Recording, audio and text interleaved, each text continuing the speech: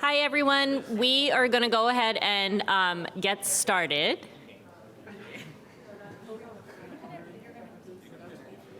So welcome. We are so excited that you're joining us today to learn more about how the health humanities, the arts and humanities, can be applied in education in EM.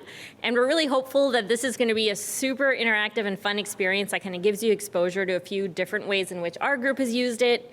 We'll have plenty of time for debrief and discussion. We'd love to hear from you all if this is something that you've done and kind of hear about other practices in other settings. So we'll dive right into it. Here's a list of who we all are, and we will tell you who we all are in just a few moments, but this is us. And we have no disclosures. So it wouldn't really be an arts and humanities related workshop if we didn't throw you right into some arts and humanities action. So before we get into the nitty-gritty of what this workshop's going to entail, we want to give you a chance to get to know the people at the table around you, because you are going to be spending some time together.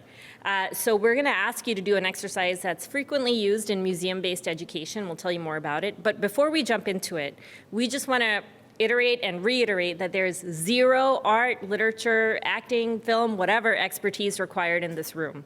The most important thing are your perspectives and your experiences.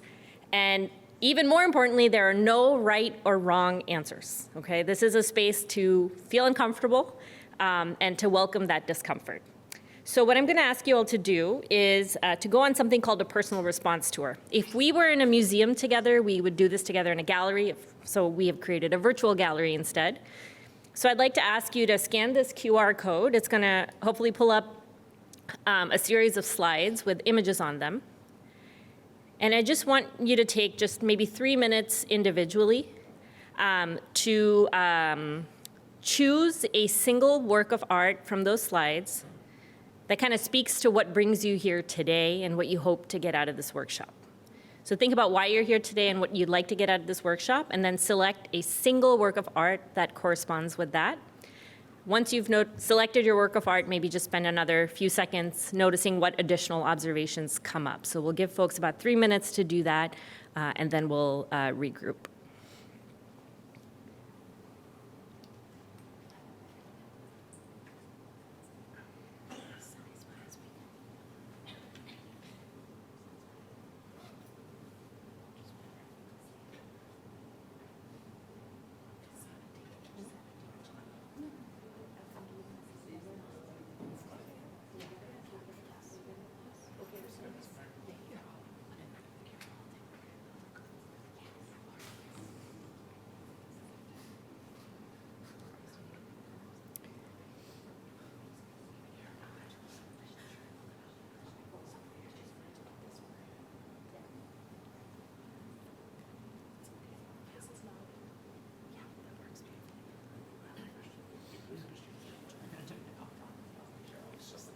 So we'll give folks another minute and a half to choose their image and spend some time with it.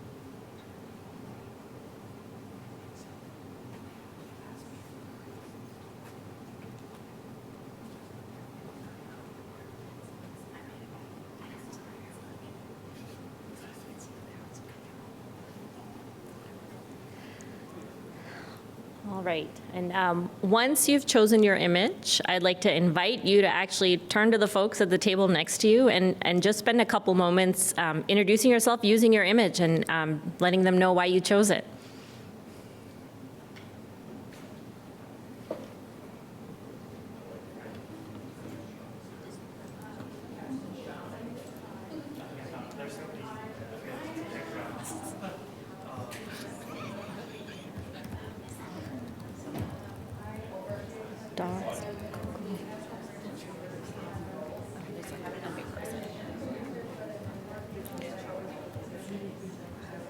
forgot something.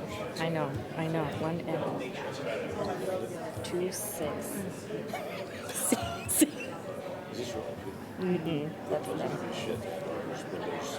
Oh. 7,000 documents. X, N, X, Z.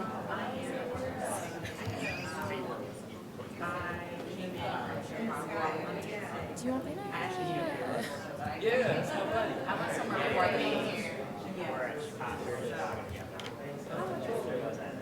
Do you want me to read it to you? He's a rising star. QWKEG / edit question mark USP equals drives. I've seen people like DK. Wow, that was pretty good.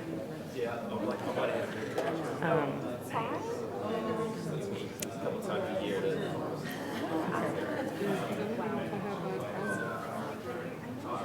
I didn't get a single letter wrong. This is kind of incredible.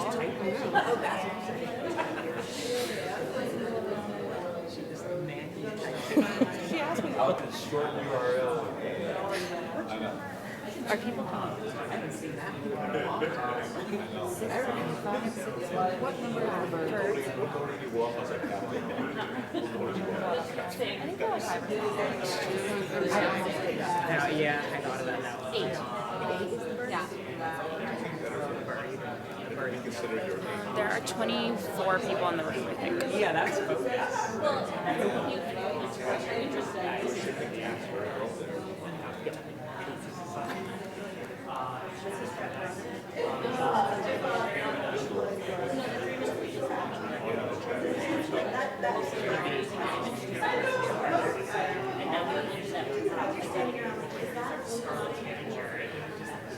Are we trying to also be with like usefulness? If you want to, I was going to try to just stay away from that. Okay. They can look, because I wanted to say about people about whether we should mention institutions. Okay. I was, is it a huddle? So I guess no. Just say We're saying we're not going to talk about it. I would just make it easier for you to human being.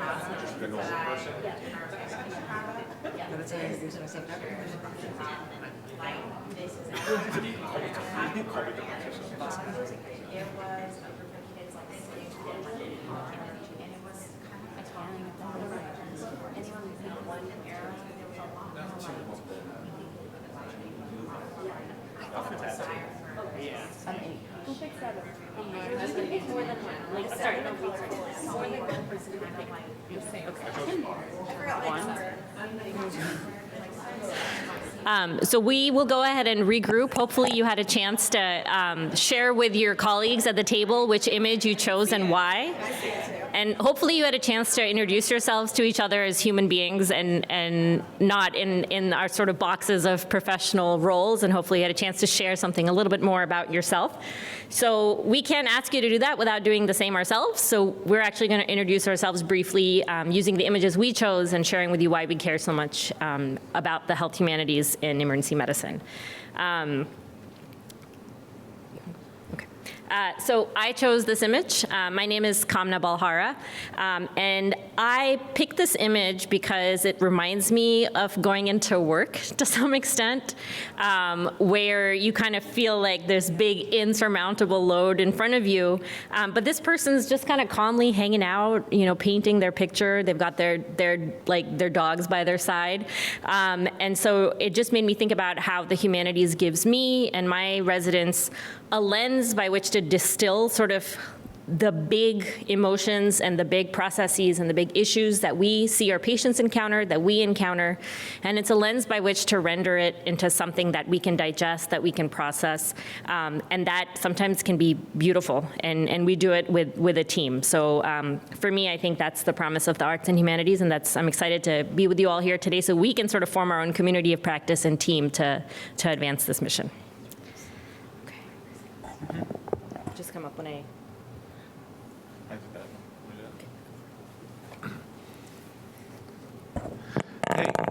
Hey, I'm Jay Baruch, and I chose this for a couple of different reasons. So the first one was the fact that as I was scrolling through the slides as you were, I was like, huh. I was just captured by that. And I feel like we have to pay attention to our emotions. Like what grabs our attention is something that we sort of should pay attention to. We don't always. And then the type of scene it was like something that was familiar, but not. It's something that we see all the time, but it's rendered in a particular way.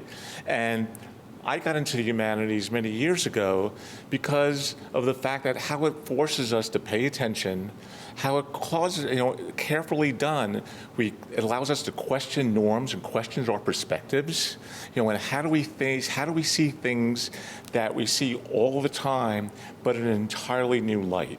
Like how do our perspectives change? How do our vision, what kind of questions and what are we curious about? And how does that change through something simple as looking at an image that is sort of both similar and also somewhat strange? And I'll leave that. And I look forward to meeting you all.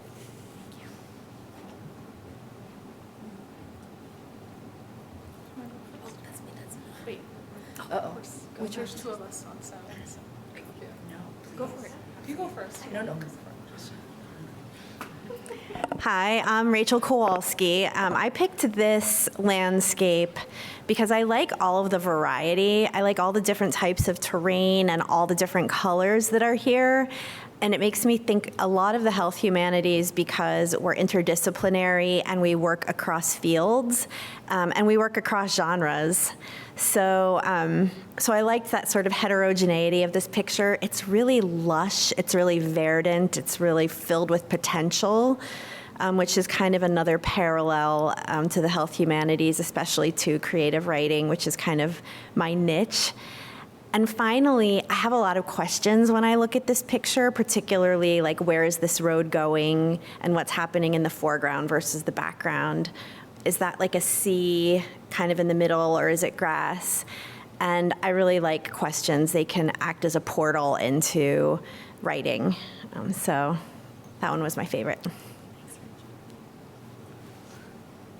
So, hi guys, I'm Suchi Datta. I picked this picture as well because it just struck out at me as just so beautiful and so complex and so many layers, and it reminded me of our lives as physicians, as parents, as daughters and wives, and it also made me think of Napa Valley, and I love Napa, and it also made me think of the little village in Kolkata where a lot of my family's from, so we go there and visit with my kids. So it was just this single picture that was capturing a lot of different parts of me, and I love that about the health humanities, how it can really be used as a lens to look at things differently, and it almost feels like a kaleidoscope. Like you can really kind of take the health humanities and look at a single issue, and it gives you a lot of different perspectives, and depending on how you're looking at it, it looks different. So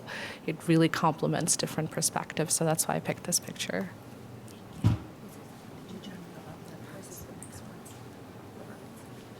Hi, I'm Elizabeth Weinstein, and go ahead and just lower your bar for expectations for insight for just a second. I'm the least introspective of our cohort. And I picked the birds because lately I've been practicing photography and I've been staking out like early mornings, late nights, in between shifts by this eagle's nest near my house, trying to get good pictures of the juveniles and the adult birds. And it's probably a little bit pathologic at this point, but also really meditative, actually. And I think the humanities give us that moment to really quiet ourselves, which allows us to see things a little bit more clearly and from a different perspective. Yay, birds. Okay. You can find me later for pictures. I'm more than happy to scroll through some.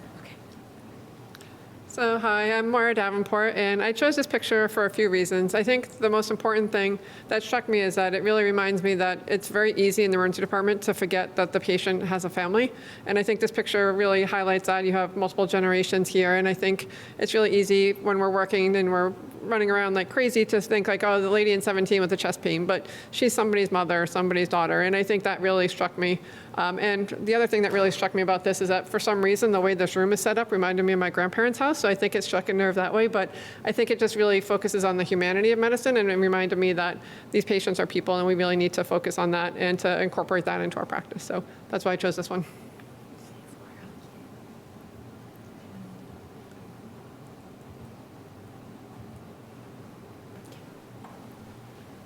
Hi, I'm Zaire Malik. I chose this one. It felt kind of particularly poignant to me, probably because I just became a dad, so there's some bias there. But I think, it speaks a lot to what I find value in the humanities in medical education and medicine.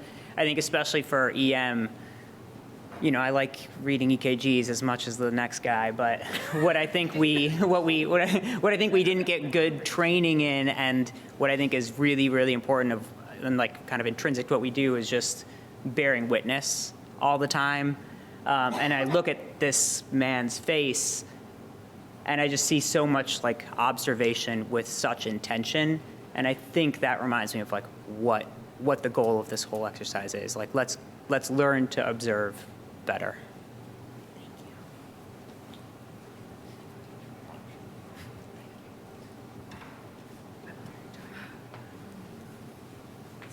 Hey, what's up, everyone? My name is Nate Irvin, and I chose this one. I work at the nexus of social emergency medicine and the humanities, and I feel like a lot of the work that we do is dealing in the muck, all the hard, kind of arduous stuff that's hard to clean up.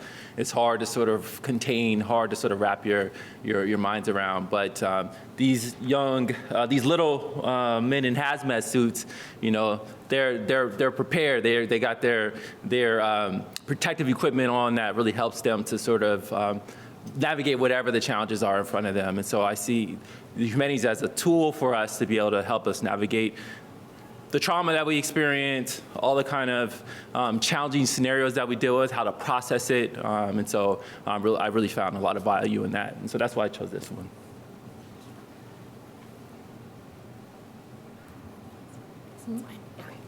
Hi, I'm Christina Cito, and I chose this picture because I think when I was growing up, I always thought of art and medicine as two different fields that you could master, and it would be like you would get to paint a painting, and then you would be an artist, or you would be a doctor, and you would know everything, and it would be something you could hang on the wall, like a diploma or a painting that would just be like a measure of your accomplishment.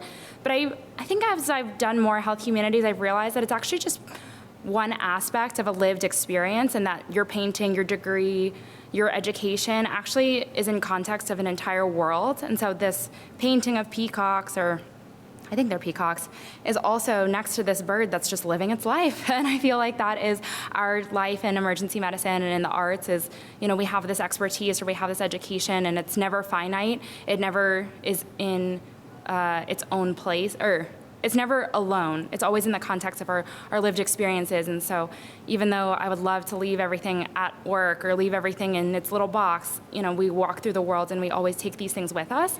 And so I think that's a really important aspect of health humanity that allows us to blend in these different expertise and walk through the world in a more seamless way.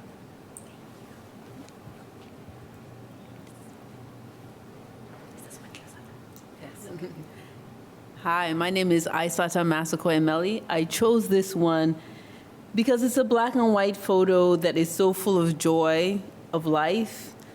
I mean, when I look at the little girl, she is beyond jumping. It's almost like gravity doesn't mean anything to her. And there's a stillness to it, and there's this backdrop of the ordinary, just an ordinary home, and there's another little girl there with a full smile. And I think of that in terms of my work in creative writing, sort of the liberating power and the abundance and the joy that you can experience in writing prose, in writing personal essays, the power in that, because it gives you the opportunity to make meaning, to stand still for a moment, to be captured, and to make meaning of the things that happen to you in your lived life. And so that's what pulls me in. And I think that's the power there, and I'm hoping we'll be able to communicate that in one of our workshops. Thank you.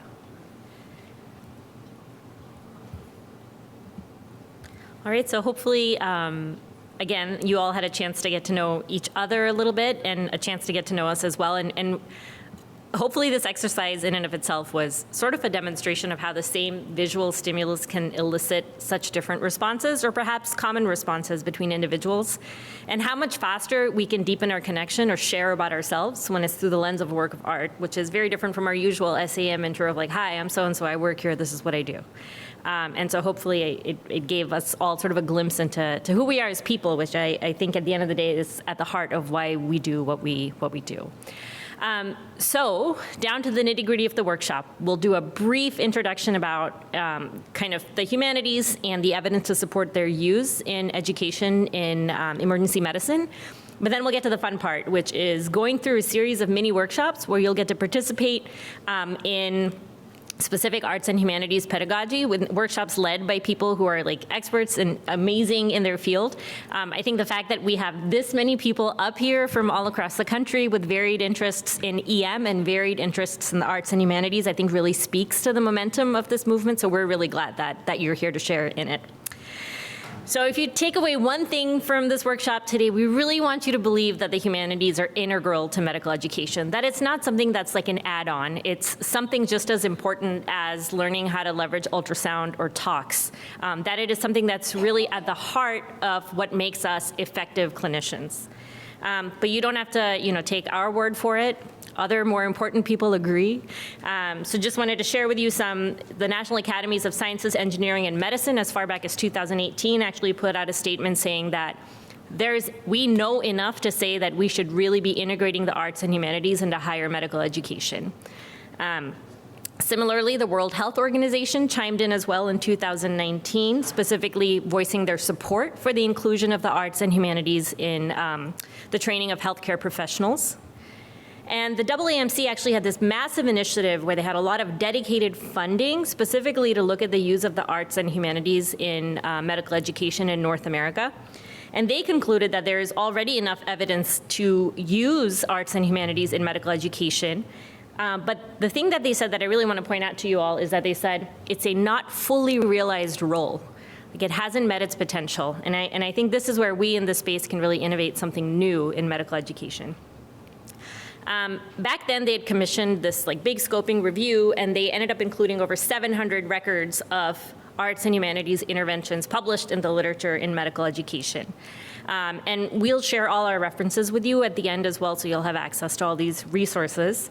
But again, this was a few years ago, so this number is growing. We're not going to go through all the evidence base. The evidence base for the use of the arts and humanities in medical education is humongous. And the quality of sort of the studies that look at it range all the way from just sort of observational reports to randomized controlled trials. But as you can see, the skills that have been identified and the attributes that have been identified as potentially impacted by the arts and humanities are very clinically relevant. And so the existing literature supports the use of the arts and humanities for sort of this whole gamut of attributes. And I also just want to point out that the ACGME this year, if anyone went for the ACGME meeting in February, they actually have started a new arts and humanities initiative just this year. So there's really this sort of growing force. And the fact that we're having this workshop, I think is also a sign of the growth of this field. We just want to give you a few sort of more academic frameworks for the use of arts and humanities in education. So I'd encourage you to look into something called the PRISM model. The AAMC's scoping review sort of led to this model of how you can use the arts and humanities in medical education when they kind of went through all the articles they'd looked at, as well as expert consensus. And they said when you're designing curricula that involve the arts and humanities, you can kind of use a specific humanities pedagogy towards your learning objective and kind of classify the effects under mastery of skills, so acquiring the knowledge and skills relevant to that aspect of clinical care that you're working on, perspective taking, hearing from others, personal insight, reflecting on oneself, and then also social advocacy around that topic. So moving to EM specifically, this is a study that we did a few years ago of 6 different EM programs across the country where we asked them, do you want the arts and humanities in your education? And this is one of the quotes that we received when we were doing the study, I think this is a sorely neglected field in medicine. So in this study of 6 programs, we had a reasonably good response rate, like 50-ish, 60%. And the majority of respondents wanted to see arts and humanities meaningfully integrated into their residency training. It's already happening at the med school level. Almost every medical school has humanities electives, right? But the GME space is really where less of it is happening.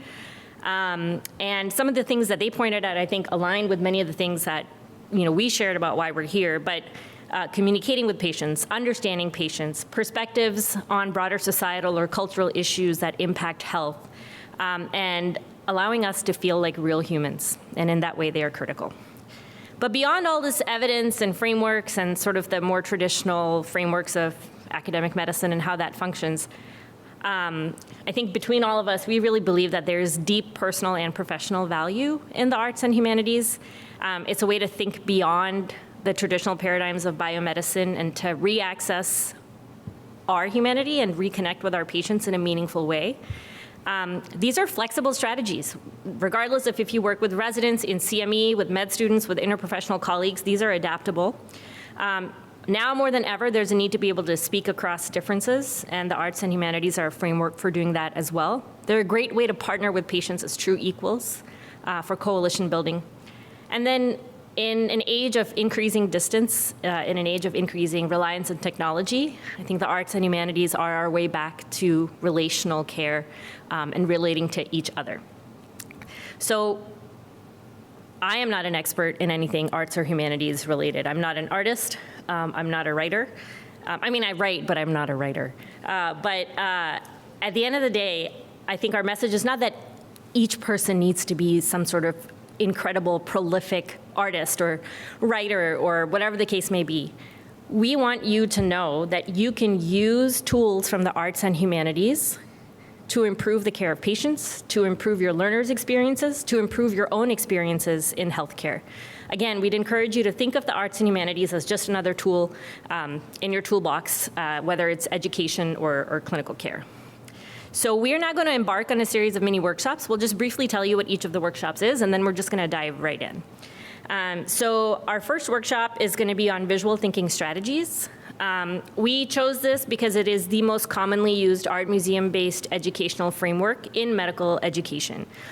So it was developed over 30 years ago by a museum educator, so the head of museum education at the MoMA in New York, and a cognitive psychologist.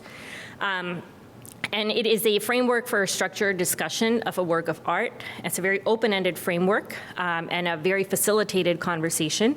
And you'll have a chance to experience it, but it has a robust evidence base, not just in physicians, but in kindergartners or people living in senior living facilities or law enforcement, like the whole gamut. So this is a very widely used method that we think is accessible to anyone to employ. Hi again. Medical improv actually is a mindset, not a performance. And while we commonly think about improv in the context of comedy, it actually has its roots in social work at the turn of the century. It's been used, medical improv, for more than a decade and has been found to be fairly effective over multiple different learners and across multiple different skill sets in terms of building things like uncertainty tolerance and empathy.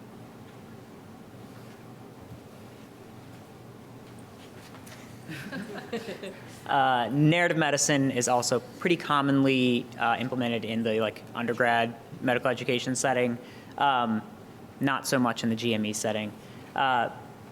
It's a field that's been developed kind of over a long period of time. You'll hear this name Rita Sharon a few times from a few different folks. She kind of pioneered this entire field, and it boils down to the use of narrative competence, which is defined here as kind of the ability to listen to narratives, understand narratives, and act based on the narratives of people, and using that skill and teaching that as a hard skill, and using that in kind of the medical setting. We'll talk a little bit more about it.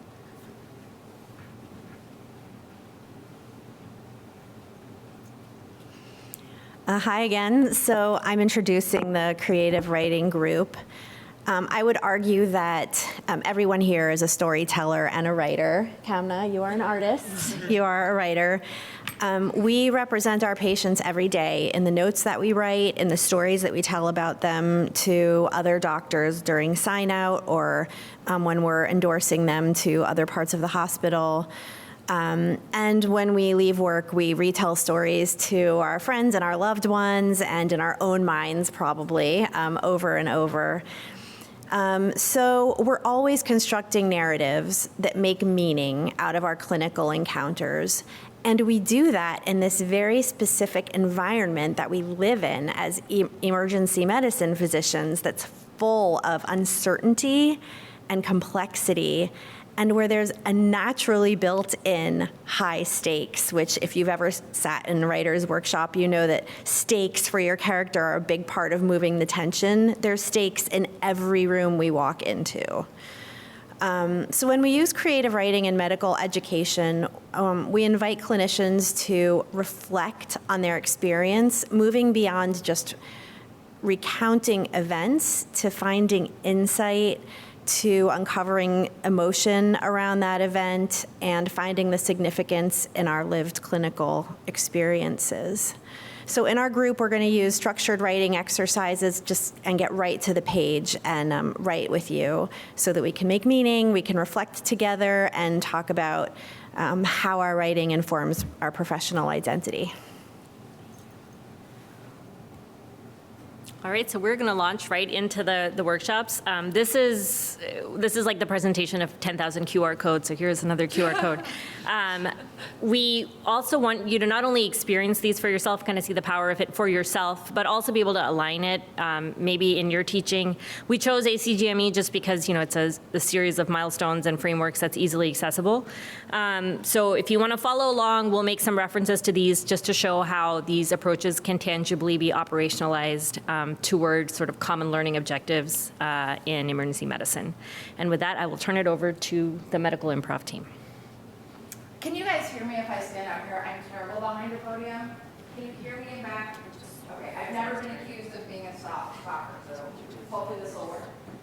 In just like 2 minutes, 120 seconds or so, we're gonna get you guys up doing some fun things because we've been all sitting for like way too long. But we wanted to give you just a little bit of background about medical improv before we dive in. As I mentioned roughly 4 minutes ago, improv is a mindset. And when you think about improv, what stuff comes like, what do you think of? When I say improv, you think comedy show, Saturday Night Live, Second City, Red Mad TV. That's a throwback. I love that. But actually, the roots of improv are back in the 1900s. Jane Hullhouse in Chicago in social work, when this woman, Neva Boyd, who was a group worker, spent a lot of time with immigrant communities, helping them start to connect and really adapt to life in Chicago in this new place. And what she found was that when she introduced games, it was like the great equalizer. It leveled the playing field, everyone could connect and sort of learn the rules of coexisting together. Viola Spolin was a young woman at the time who worked with her. She had a background in theater, and ultimately she combined those things, and she's sort of the mother of what we know as improv. Her son actually started Second City. So when I think about improv, it's nice. If you want to be funny, like all the power to you, like it often is funny, but your job today is not to be funny. Your job is to be present and to play the games with us.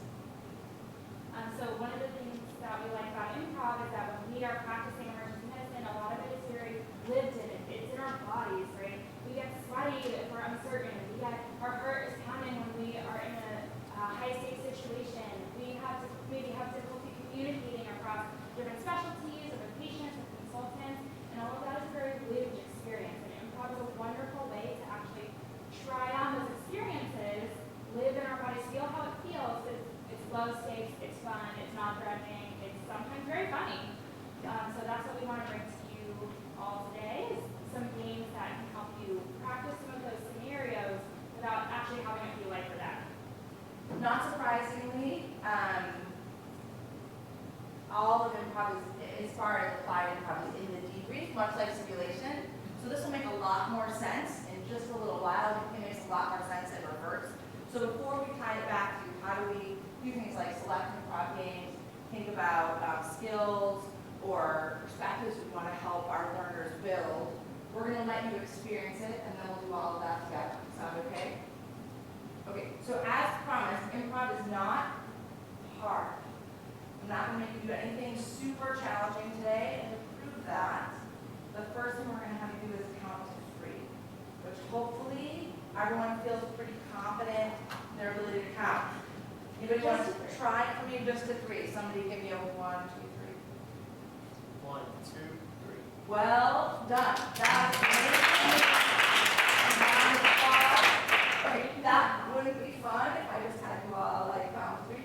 So we're going to have you pair up and count to 3 together. So go ahead, find a partner. It can be somebody you know or don't know. You're going to want to stand for this, and then I'll give you some more instructions in a minute.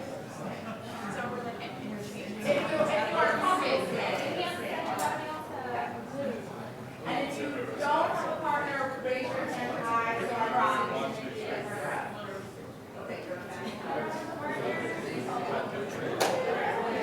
not counting yet. I'll give you more instructions in a second. Okay, does everybody have a partner? Yes. Everyone? Okay.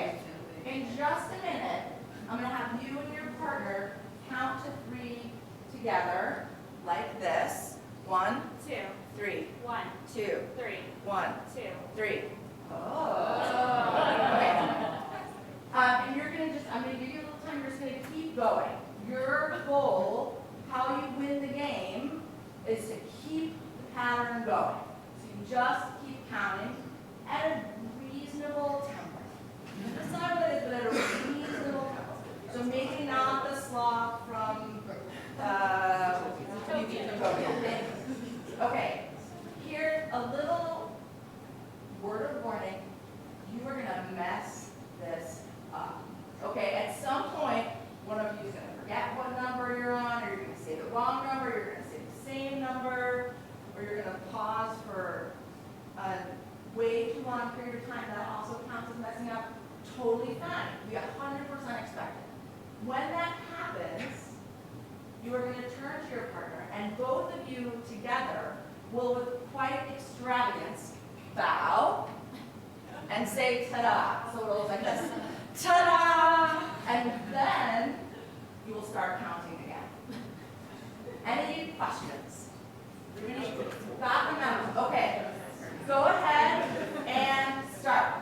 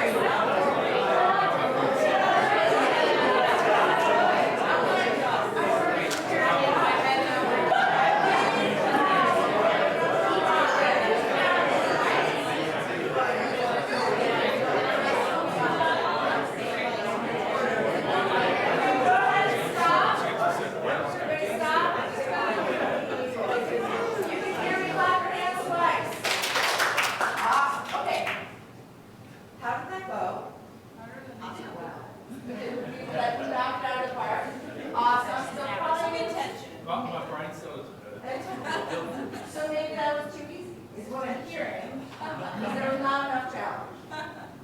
Challenge accepted. Here's what we're going to do now. You're going to still count to 3, but instead of saying 1, you're going to clap your hands. So it'll look like this. 2, 3, 2, 3, 2, 3. Get it? So instead of saying 1, you're going to clap, and then do 3, and you keep going, and the same rules. And when you mess it up, which you will, then you will together. Ta-da! Loud and proud. And then you will start counting again. Good? Great? Excellent? Okay, and begin.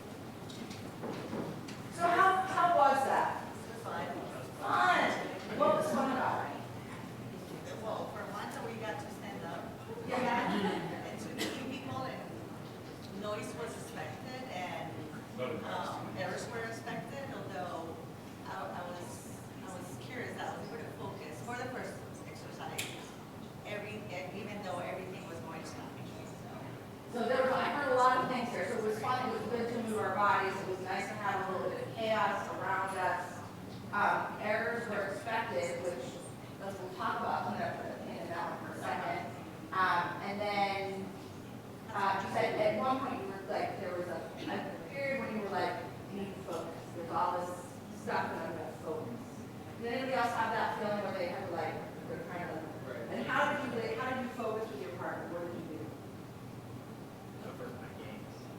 Avert your gaze. So you lock guys. How many locked guys? How many were like, lock in? A bunch. But no, I have to look up so I can listen. Anybody else have to look sort of away to? Yeah. Do you also close your eyes when you're listening to someone who says so? Yes. Yes. Right. There's a weird sensory thing sometimes that happens. Okay. How did it feel to be locked in with your partner? How did it feel in your body?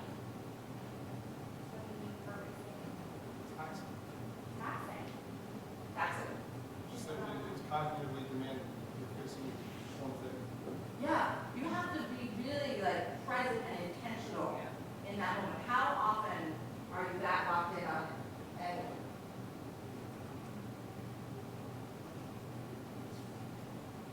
I felt like when we were doing the simpler iterations of it, it felt good. It felt like, like a well-oiled machine. Like, so it's like doing a trauma that's like somebody that's not sick, and your whole team's running on. But then like when you had to apply all the extra bells and whistles, then it just felt a little bit chaotic. so when I made it a little more complicated, it was a lot more cognitive energy to stay in that. If you had to describe sort of what your body, like what position you were in, many of you did positionally, you did something interesting. Anybody notice that? Put my hands to the back. Put your hands in the back. What else did you do? Anybody notice? Lean forward. Yeah. If I had paused you to look around the room, you would have found that most of you were really leaning in, almost like this. I don't play football, but if I did, like the ready stance. You know what I mean? Where you're not quite going, but you are ready to go. Which feels actually maybe a lot like in the trauma way. We call that dynamic attention. That ability to be really laser focused, but ready to move at any moment. And we often don't pay attention to the fact that we do that a lot, actually, in the emergency department. Okay, you mentioned errors. How did it feel to mess up? That was fun. Fun. Well, not fun, no, fine. Oh, fine. It didn't matter because you had the same goal. Yeah. Someone made a mistake. Got embarrassed. Yeah. Yeah. So fun because to die, right? funny. Yes. We're like, There wasn't one person at fault. Oh, that's interesting. It wasn't one person at fault. Yes. And also, it was expected, right? So many times at work, if you screw something up, you're like, oh my God, no one's ever done this. But here, you flat out told us, you're going to screw up. And it's okay. And even if you told that, sometimes in a more high-stakes situation, it's harder to face that and be okay with it. It's hard to believe it, right? How many times have you walked into a patient room and said exactly the wrong thing, like 100% the wrong thing, right? You're like, and then what do you do?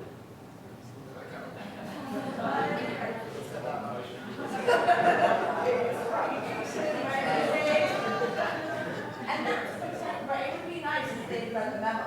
Like,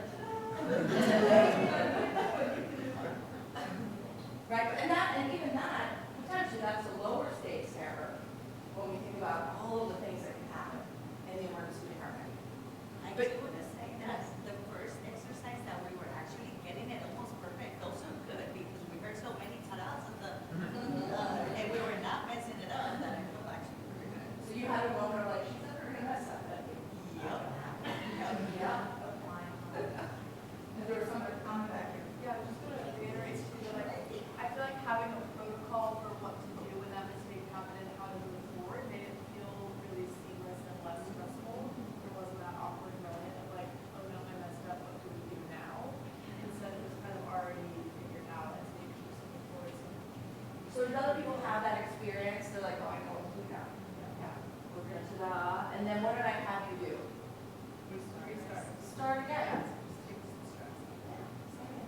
fault was it when you messed up?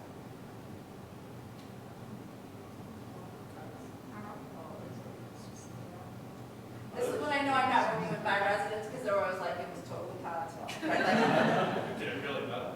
yeah, it didn't really matter, right? Because you both are like, this guy messed up, we're gonna do it, right? When you think about errors, let's just use communication as an example. When you think about errors in communication, whose fault is it when that conversation goes off the rails?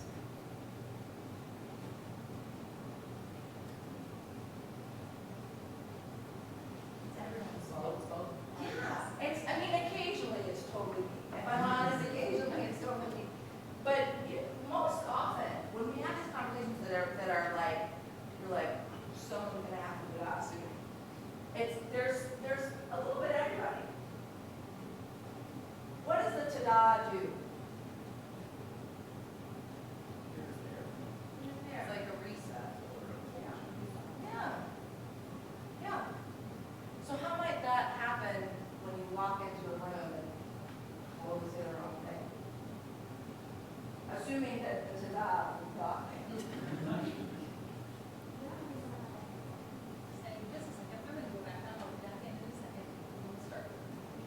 Okay, so maybe even physically, allow me to, come back in. Or, yeah. To me, the Tanaz is like a medical, but it's technology on the state. Yes. You know, so I think that's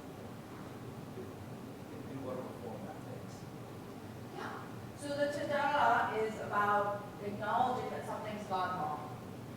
And there are maybe a number of ways that we can do that. Maybe it's as easy as saying, that didn't go quite as I hoped when we started that. Now that, I will say that doesn't always work, but it's amazing. Also, humanize was very good. It sets the narrative that I am just as much encouraging about and actually there is a power to bring shit and over my fault. Yeah. Did everybody hear that? That it humanizes us and actually takes, maybe, if we're lucky, takes away a little bit of the, I'm the doctor, you're the patient, power differential that often happens in this one. Yeah.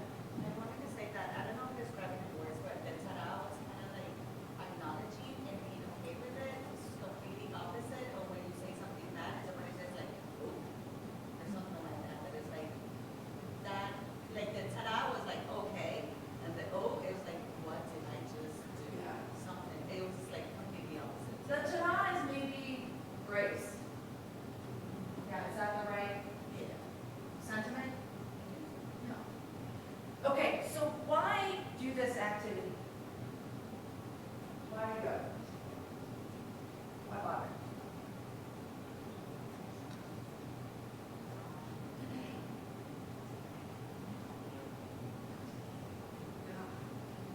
Yeah, so we're human, we're a team, we're in this together.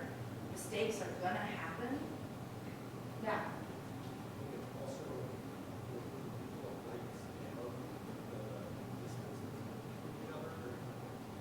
Yes.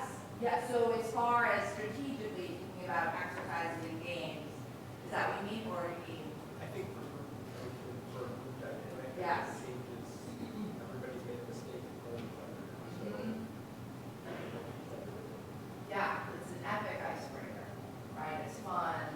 It does that exact thing that we're all human, we're making mistakes, and we can do that comfortably with each other, and find spaces to sort of grow and develop. Any other takeaways why we might do this? What helps us? It helps past it and re-engage with that relationship versus like severing the mistake you made and like severing the relationship that you had. Is anybody in here a separator? Yeah, there's a decent number. It's a decent number of us. And this exactly gives you an opportunity to say, we can make a mistake and still move forward together. And this gives us that opportunity.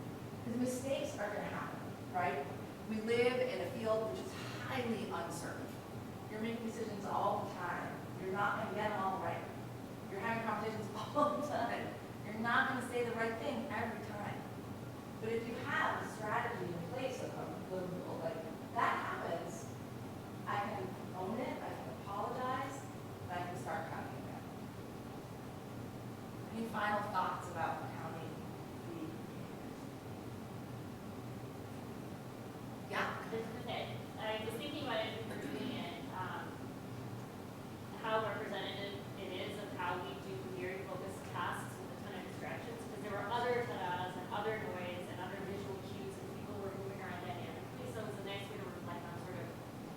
focusing on a task in a sea of distractions. And then I think the dynamic movement element of it then brought in like the idea of sort of multitasking. But unfortunately for me, it was also sort of a reminder of how rarely I'm that on in the middle of the task. I'm always thinking about the other tasks. But this gave me the freedom and the time to really focus. And it was only about like a minute and a half. Yeah. And I feel like 30 seconds. Yeah, like if I'm overwhelmed on shift, like finding someone to do this with me would be like a really nice way to just restore focus, because I felt really on and present for the time that we were doing it. It might confuse some people, but I love it. But it will get that dynamic attention comes back. Yes. Yeah, I mean, I think what's interesting about this work, it's so fascinating, is that the word attention is used a lot. And if you look at the etymology of the word attention, I mean, we think about attention, not focus. And actually, oftentimes, the etymology of the word attention is to stretch. You know, I feel like, I love improv, I'm uncomfortable doing improv, but I love it. But I also feel myself stretching. And the second piece is about it, is the fact that what we pay attention to is a choice that we make without even realizing that it's a choice that we're making. So oftentimes, everything, a lot of stuff that we do in the emergency department, because we're in a sea of noise, we're not even aware of choices we're making. And I feel like, sessions such as this type of training, makes us a little more self-conscious and more aware of the choices that we're making in the moment. Thank you so much. We're gonna. Should we ready for another game? Okay. Yeah, we're gonna do another game. We need 10 volunteers to bring yourselves to the front of the room for the next game, which is so fun.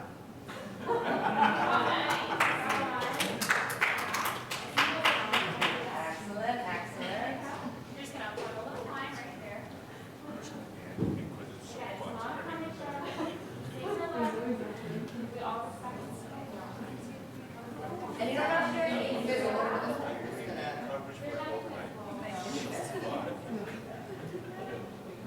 Yeah, come this way.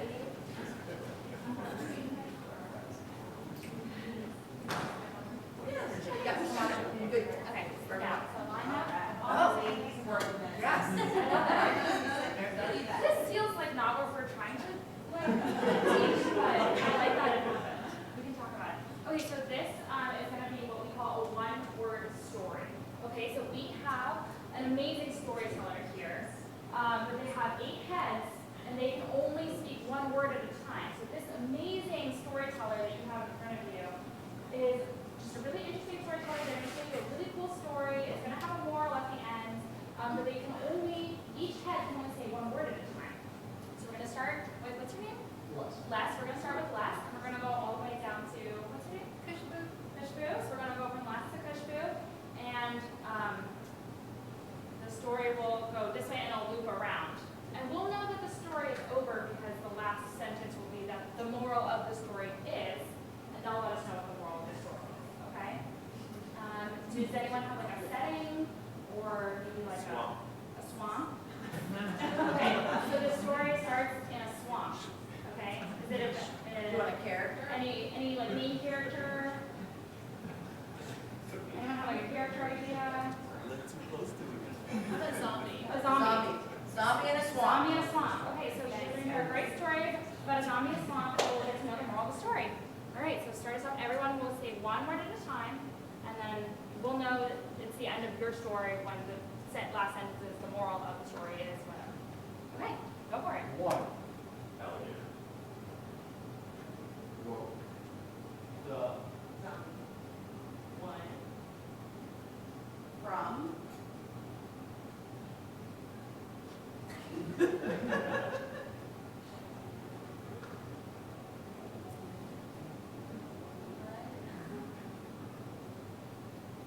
Mud. So what was the last word? Hat.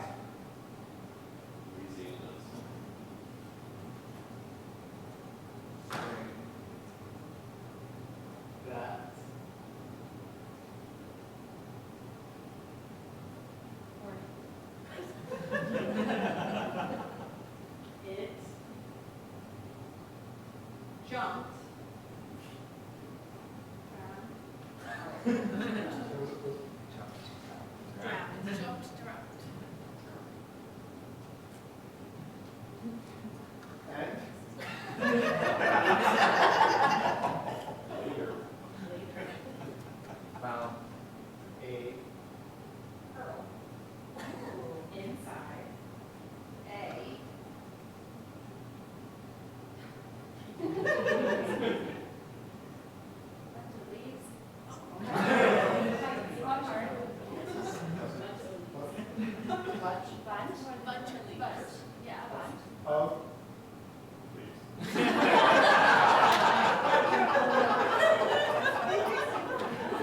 it.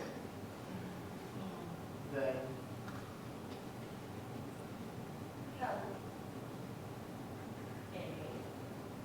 Emerald. Of. green.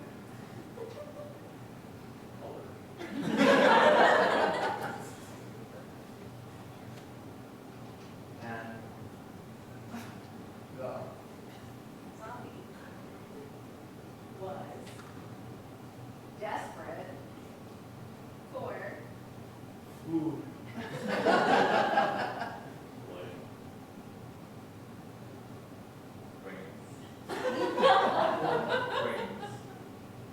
That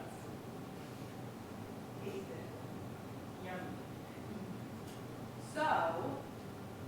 He. fried emerald. And Tried. To. Sell. It. to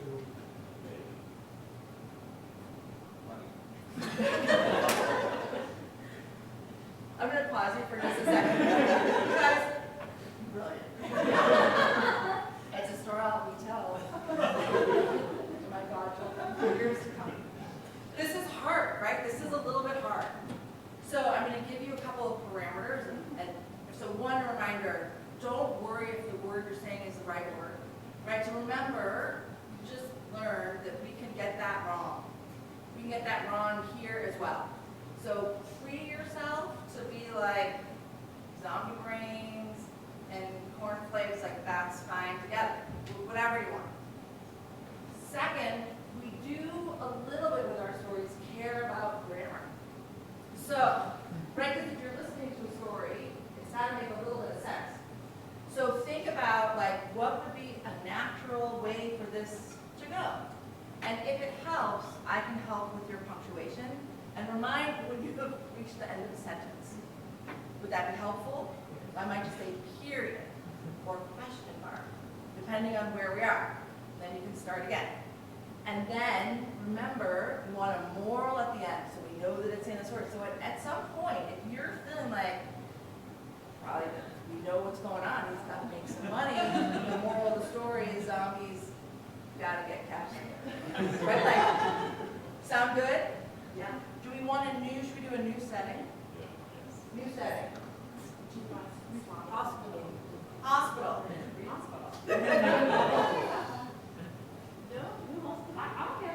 I mean, we can just. Space. Space. Okay. And a space hospital. A space, okay, a space hospital. And who's our protagonist? The urologist. The urologist at the space hospital. Amazing. And go. All right, go ahead. it was high. What? High. In The hospital that was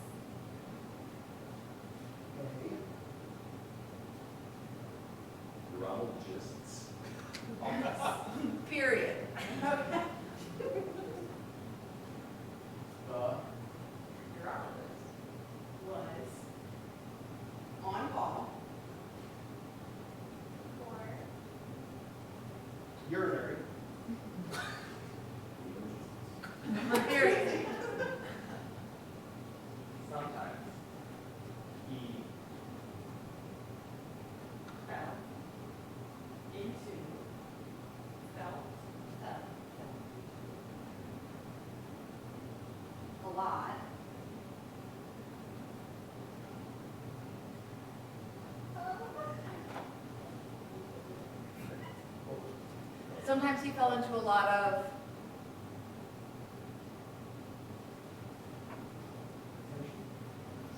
Retention. period. Despair. Yeah.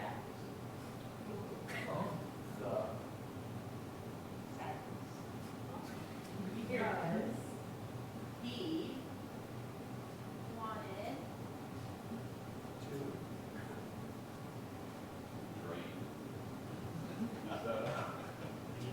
Period.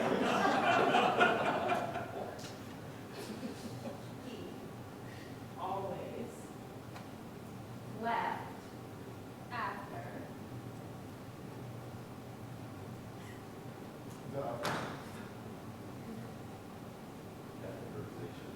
Period. However, Changed his availability from Every day.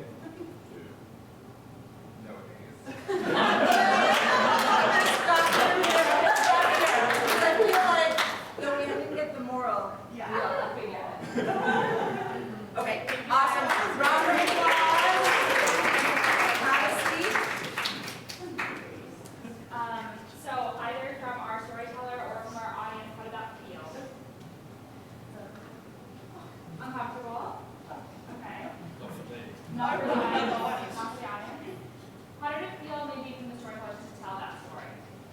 I think sometimes it's hard because you're trying to think about what the person just said before, but not set up the person after you for like, I don't know, what to go after that.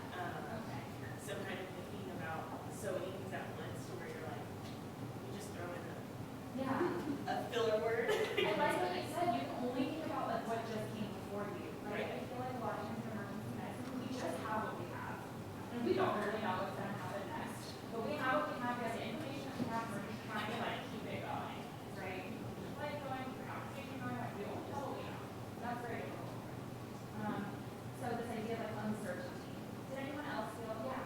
Yeah, I feel like sometimes you start to see a pattern emerging. The pattern. pattern you see is what the next person. Oh. Everyone's seeing their own pattern. Okay, do you have like an example of that? Not off the top of my head, but I feel like you can see the narrative going a certain way. But Okay. then, obviously, it veers off, right? That's the point. Like you think you're gonna tell someone a word that you're like, oh, they're totally gonna get this, and then they just say something else. And I'm like, oh, I didn't think you were gonna say that, but then it takes the story in a different direction. Did anyone else maybe at the storyteller feel that way? Or anyone listening think that maybe the story was gonna go somewhere else? Yeah. It seems it's very tough for them to get to a moral in the story. There's like different ideas, so how can you expect one cohesive idea to come together? Yeah, how when can there's we 8 expect people in the room? to have a shared mental model when we're all telling our own version It's not of the pluribus. same story? Right? That's the most It's not what it is. pluribus. Oh, pluribus. Yeah. I feel that for the people who were up there, it was kind of easy to think what everybody was saying, but when it came to them, it was kind of like a brain fog at that point. So I feel that when we're doing any other scenarios, it's very easy to comment or to have opinions about when they're not asking you. Yeah. But when it comes for you to actually say something, it's a completely different situation. When you're the audience, it's just joy in the process of when you are all of a sudden being asked for your opinion, you're the person who has to speak next, it's like, Yeah, especially when you need to give an answer. to give an answer. Two observations. One, we're following grammar rules, so you're thinking, like, what is going to sound appropriate next? But the other fascinating thing is you're in a shared mental model here. Everyone in this room knew where that was kind of going with the urology aspect. If you tried to do this at a clown conference, I don't think you would make it as far, right? Like, there's a shared mental model from your lived experiences to be in the same context about on-call, urology, draining things, all this. Yeah, there's something about the language. There's something about the language that we all share, that we've been trained to share, that we can tell a story together about a very niche scenario, right? You're all just on call and hospital space, right? Like, that's something that we would know. But maybe if we're talking to a patient or a consultant or someone who isn't in our context,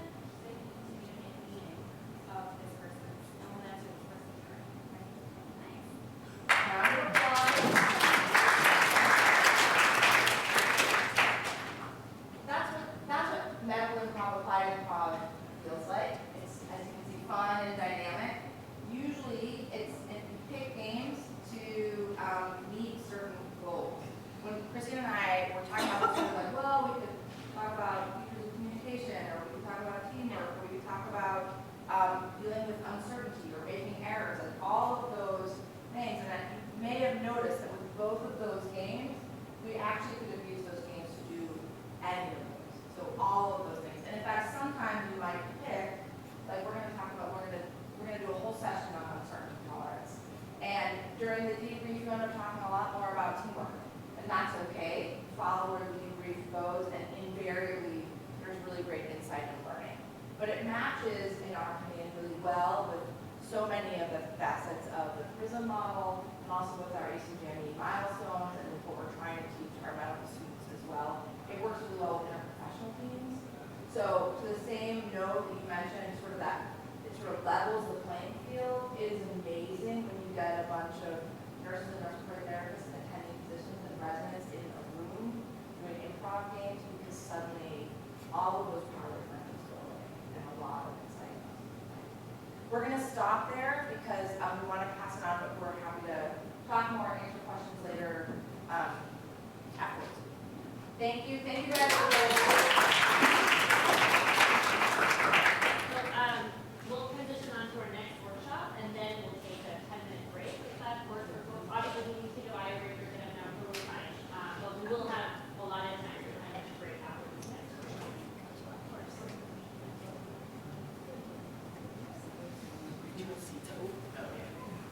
So if you want to just stand up and take a deep breath or whatever, or not get a DVT, that's pretty awesome. We come sort of very gifts. Okay, thanks.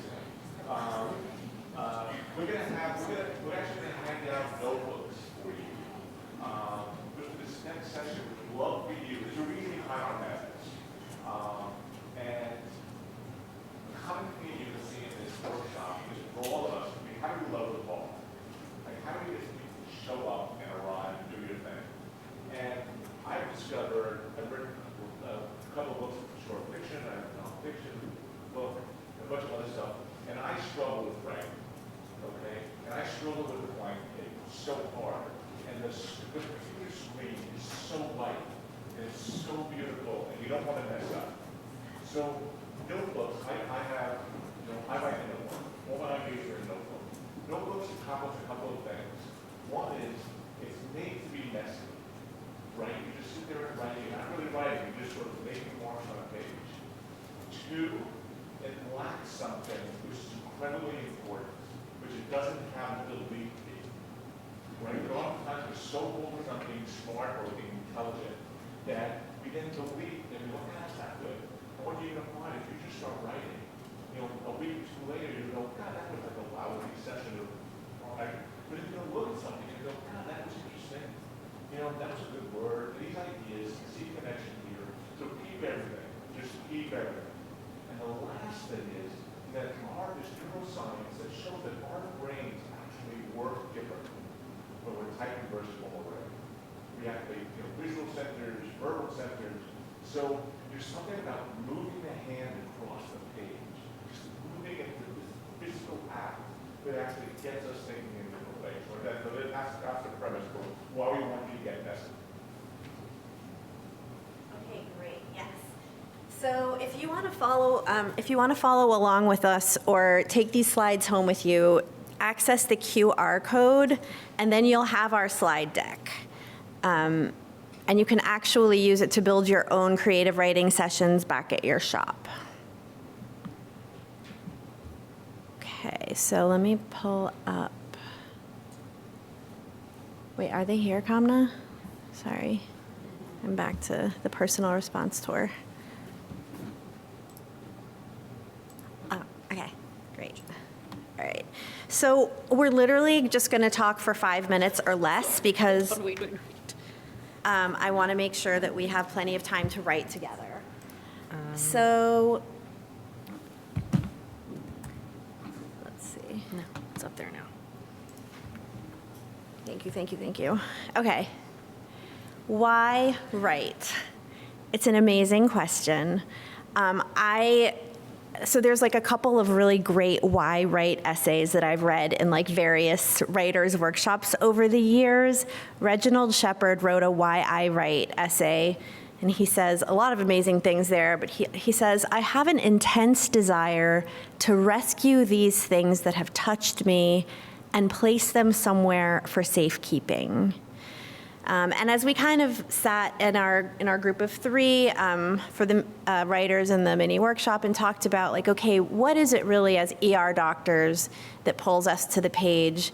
We kept throwing around these three terms about vulnerability, about attention, and about discovery.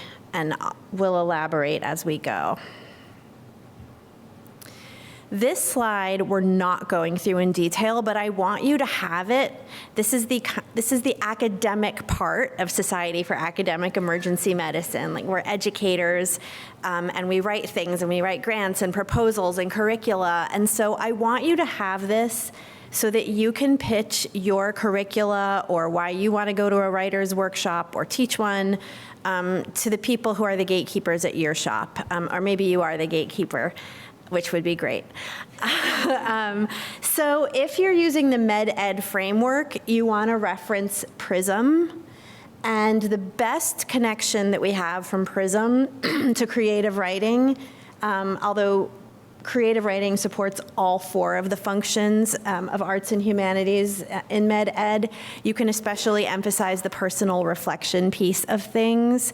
This gets your trainees, learners, to the personal reflection and insights.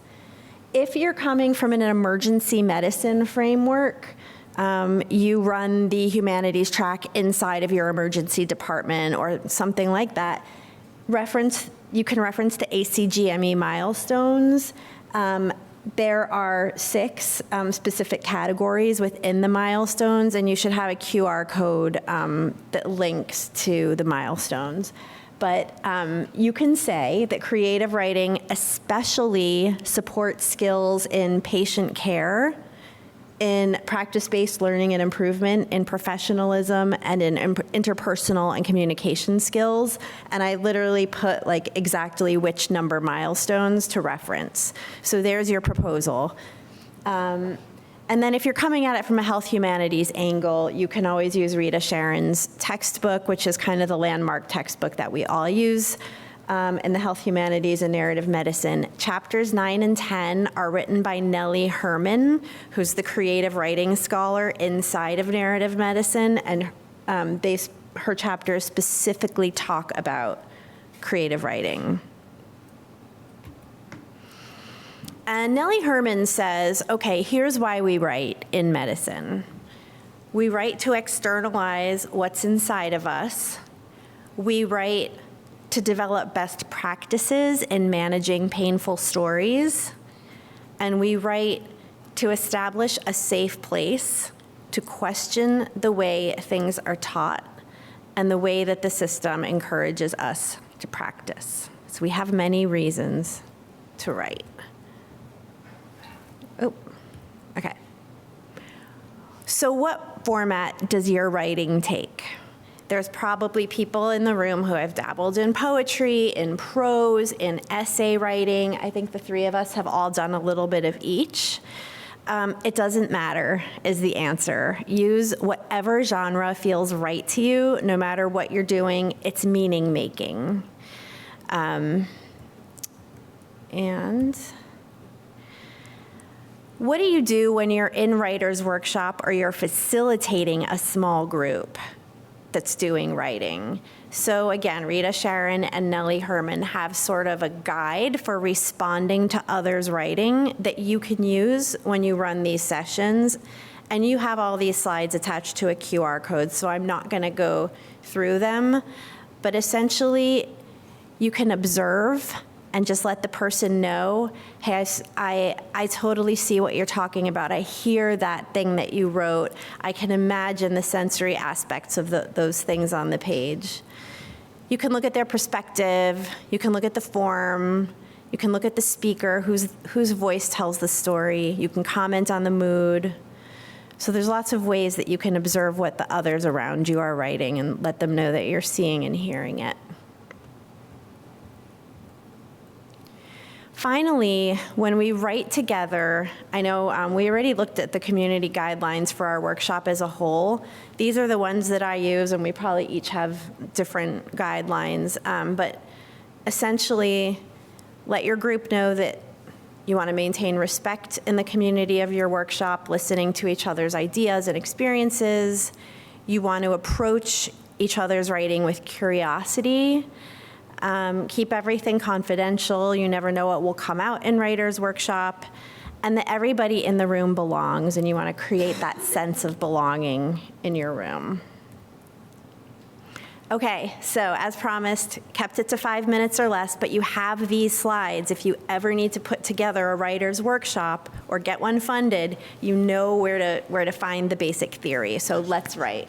Yeah, go ahead. Before we start, the last thing I oftentimes use is because we want you writing. And so if you don't want to share, you don't have to share. This is about you and your relationship to the page. We hope people will feel comfortable sharing if that becomes a thing. Mm-hmm. But we just want you to realize that this is really about you, like your relationship with the page. We want you to, we want to take away any sense of censorship. I don't want you to censor yourself, feel like you have to be perfect. Yes, so write whatever you need to in the next 5 minutes. Think about something that surprised you, something that grabbed you, something that stayed with you, just whatever, in any format, just surprise you. Okay. At work. What? At work. At work or anywhere? Anywhere. Yeah, anywhere. Whatever tells you, whatever.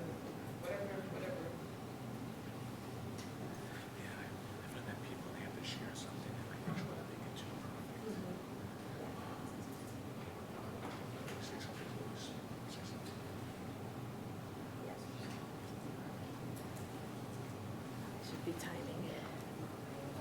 Good timing.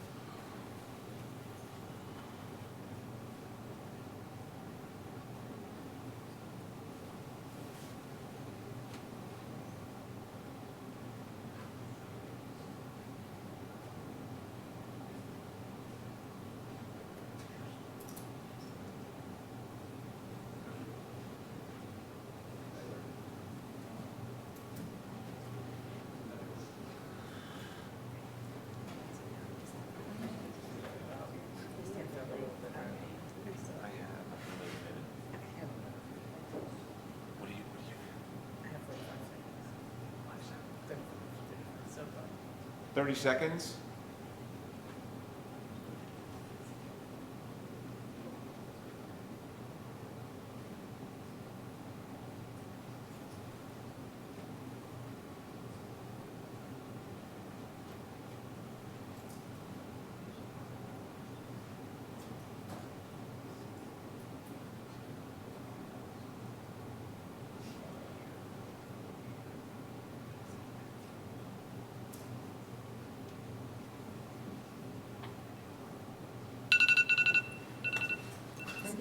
All right.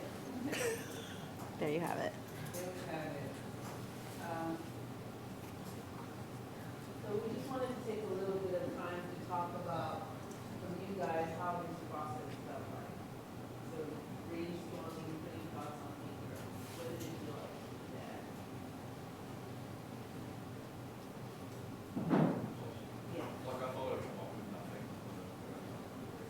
And then the more you start to think and you write, force out these things, seeing more, and then something else just pops into your head. Like what is my cat and the dog, how they interact with each other. There's all these other philosophical things that I put in, but Yeah. I like what you just said. Like, I thought I would come up with nothing. And that's part of why we moved into this. Of like, just took pen to paper. We talked a lot about it as we were thinking about what we were. There's this barrier to entry. You know, we have all these things that we have in our head from our lived experiences, working something, what do we do with them, where do we find a space for that? I think there was a quote about that. Can anybody else say what they felt about the process before? First, I'm surprised about how bad the handwriting is not. So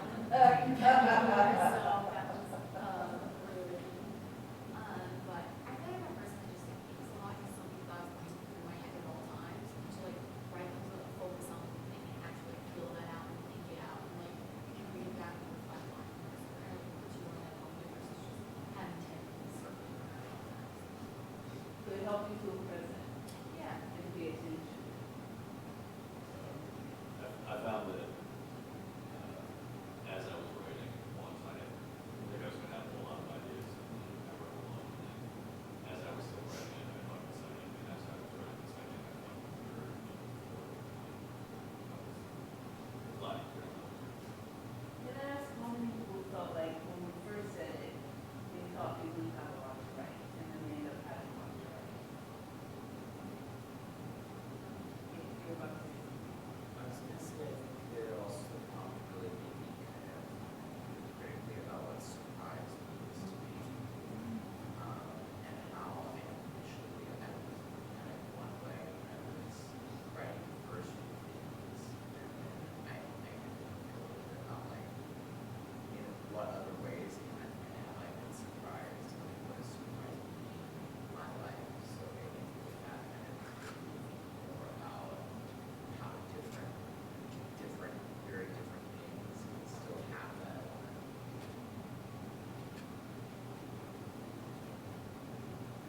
I thought it was interesting that I like realized halfway through that I kind of had like an agenda that I had to overcome. Like I wanted to make a list of positive surprises, and I was like pushing for negative surprises for no reason.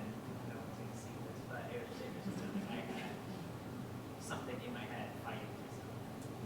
So that's a great point. And so what I want to do is to realize too, that sometimes we feel like we have to have something smart in our head to figure it out, and then we're putting it down. So I wanted to reverse that a little bit, because actually the act of writing is a load of thinking. You know, and sometimes you just create that space, and once you get the pen moving or the pencil moving, you find yourself thinking differently, because you're putting pen to paper. So I want you to realize that. You don't have to be smart to sit down and write. Sometimes the act of writing is actually a load of thinking.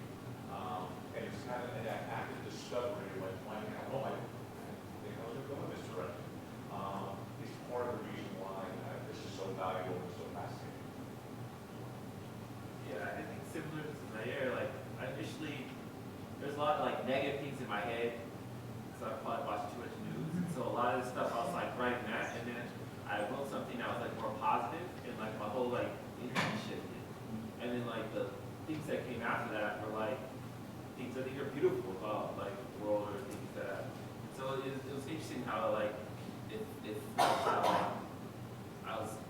feeling like in current day. Do you anybody feel that you were resisting something? Like you were holding back, you wanted to write something, you didn't, or you were just like trying to steer it too simply? Yeah, I went to like kind of like what Jeremy said. I went to a dark place, and then I was like, oh no, I must steer myself out of this dark place. But then between surprise number 2 and 3, I was like, you know what, screw it.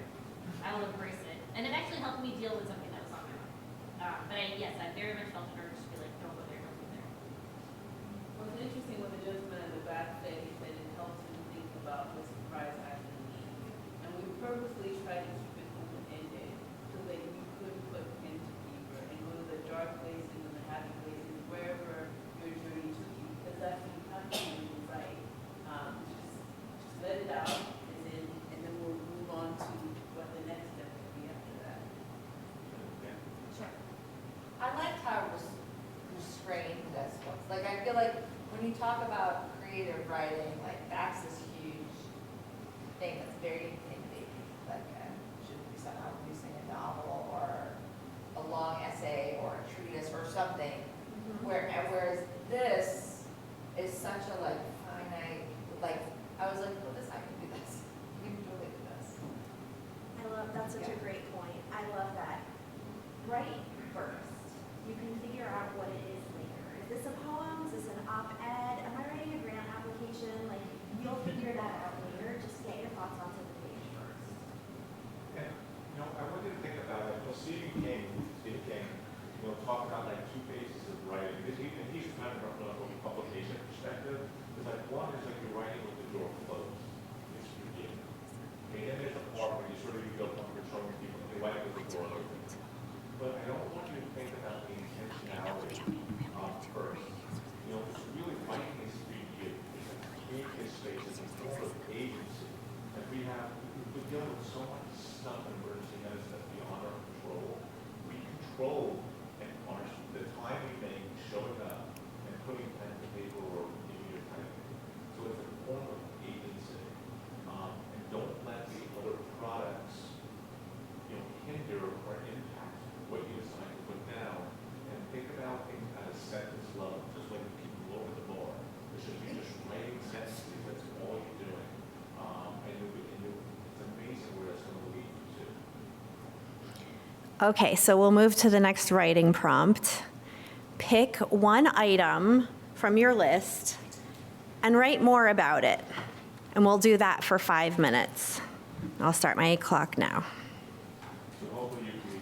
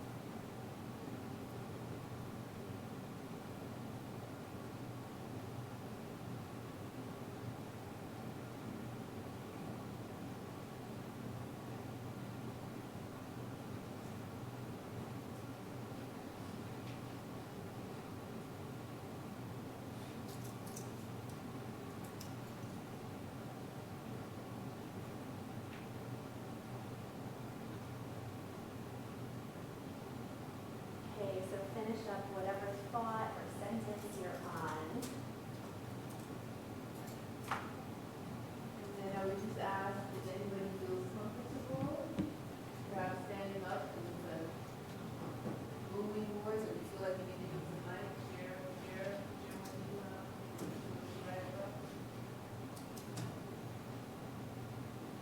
Not everybody all at once. Okay. So, one of the things that as our resident, one of the things that surprised me so far is that some people seem to like who we are.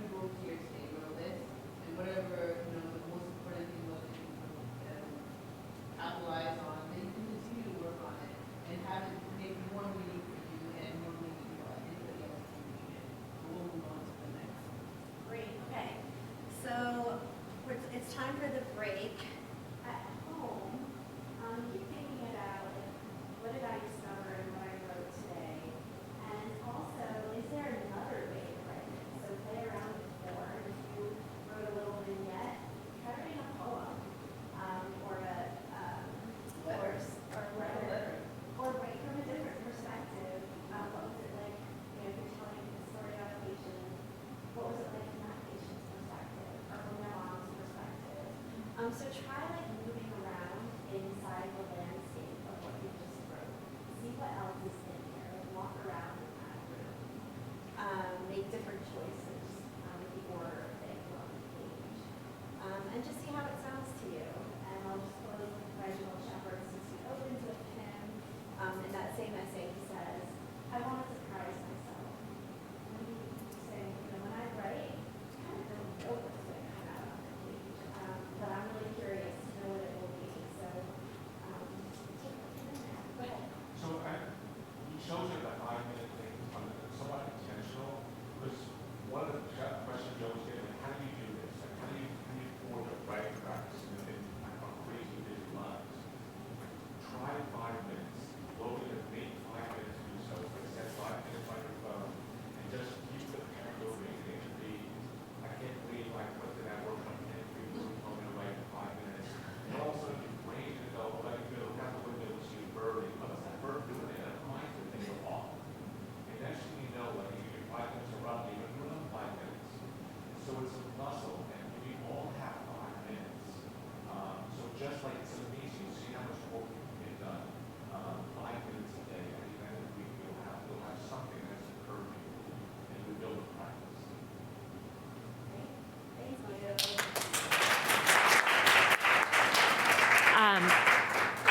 Thank you, everyone, for being an extraordinarily engaged and generous audience. We're so excited. Let's go ahead and take a break, and then we're going to move to some other media, including art and film. So we will start the next session at 3:10 and go from there. Thank you.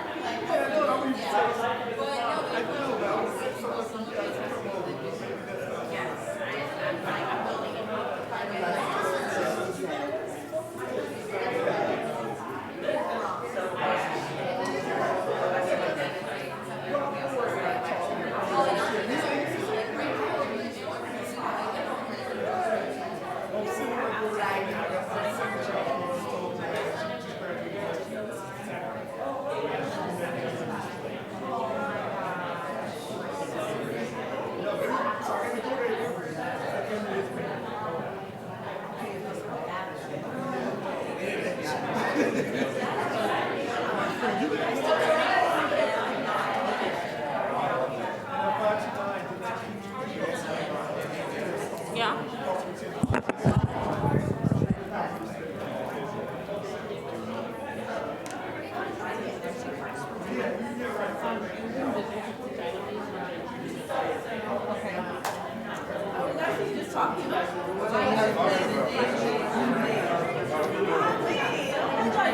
have a presentation tomorrow that I have to finish some stuff on. I'm trying to decide how great the legal. I'm swimming.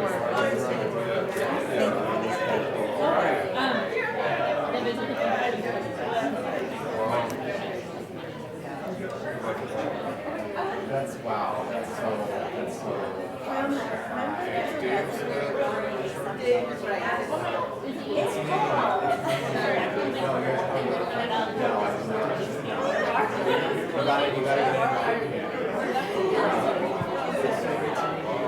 Yeah, no,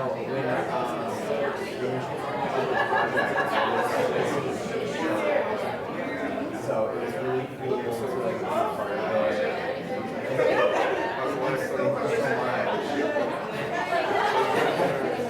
I think like it's been Got rid of the guy.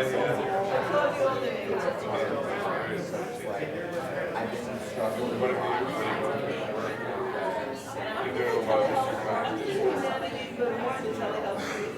it's been very healing for me too. So I'm just gonna say goodbye. I gotta go pick up my son. Yeah, it's kind of I was telling something that I've got to plug back into you guys. Yes, I did. I got some ideas. I saw you blonde. Like I told you I was like, I'll be this later. Yeah, let me know what like those spaces. And I was like, my wife's not home. So like I set my alarm and I got up and I was like, I like left the airport. I'm like trying to 27, 10 flight. It was like messed up the time. it's like a very I just realized I was like, oh, back to something later. I was like, I'm just gonna start writing. I got it all zero time. You must have been like, I was like, That's a fun. looks like a lot of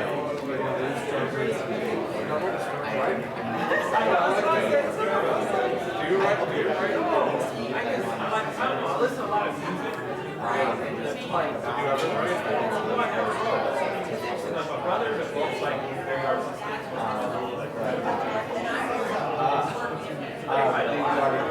The white I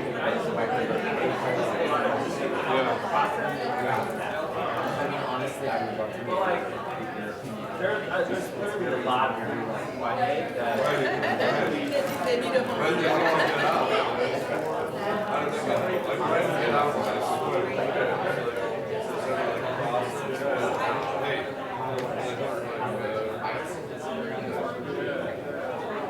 think I have a lot of seeing you guys.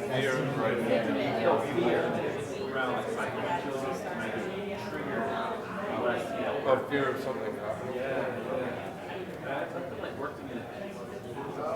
I'm just watching the show now. I would recommend to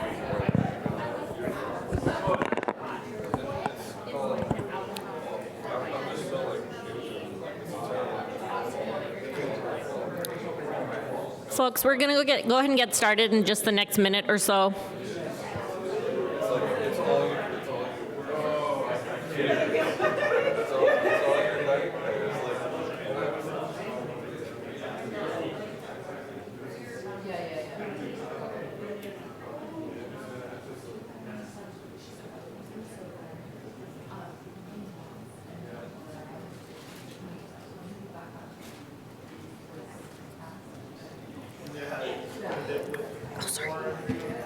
All right, everyone.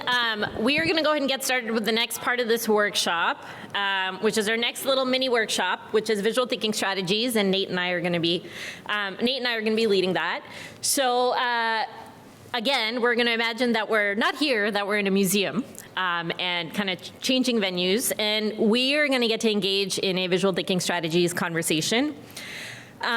This, as I mentioned, is one of the most commonly used museum-based activities. And you might be wondering, what does a conversation around art have anything to do with anything? But the way VTS started was basically at the moment they were tasked, like their board of trustees or whoever governs the money, was like, how do you know that people actually learn anything when they come to the museum?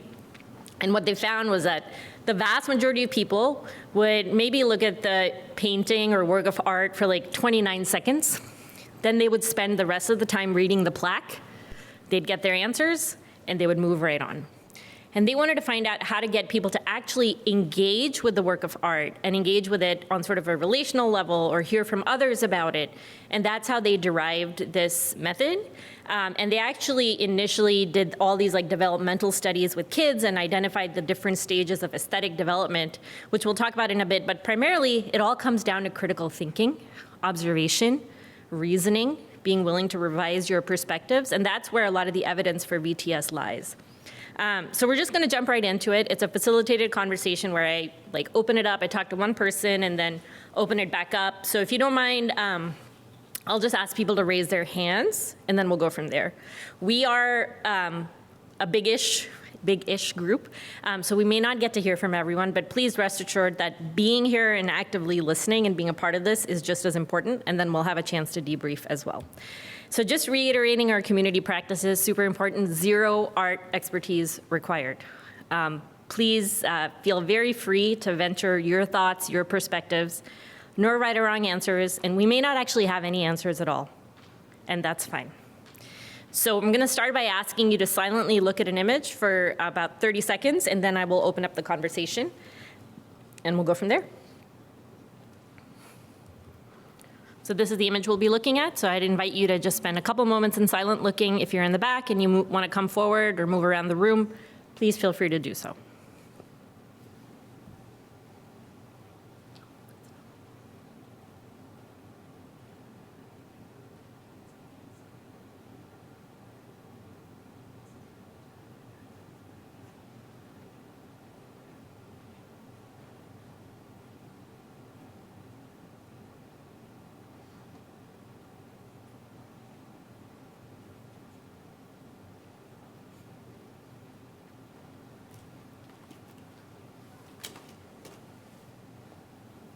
All right, so can you all hear me back there? Okay. So what's going on in this picture?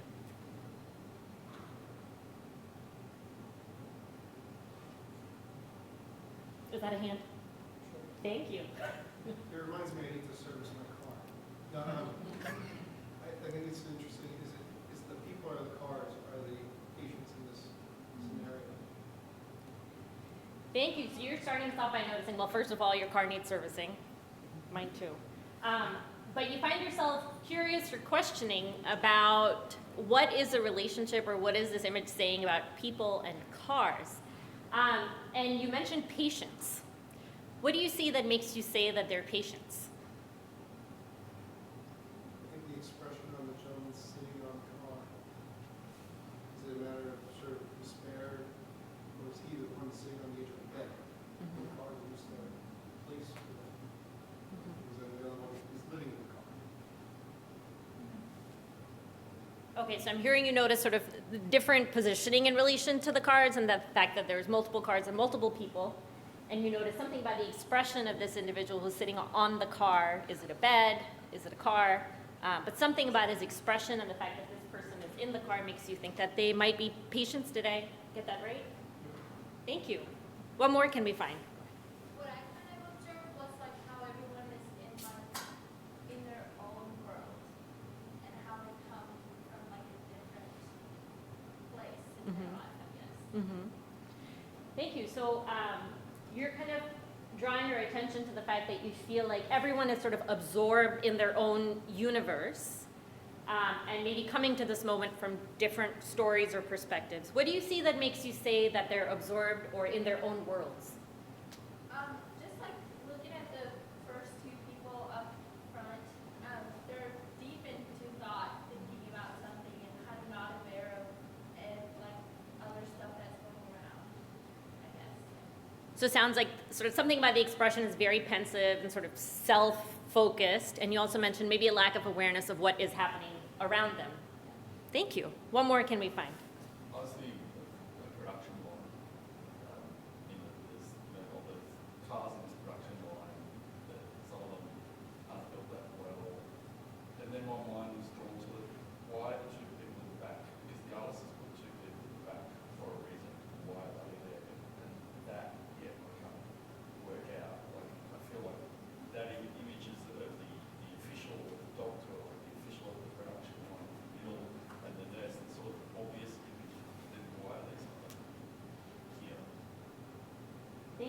bringing another theme into this and mentioning sort of the idea of a production line.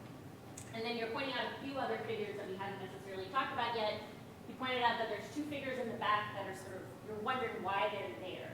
I can't even work out what the nurse figure is holding, like what is it, and then moving closer to the image. So you're curious about sort of doctor, leader of the production line, nurse, and what is the nurse doing?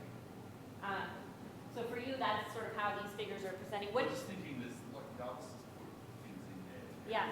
For a reason.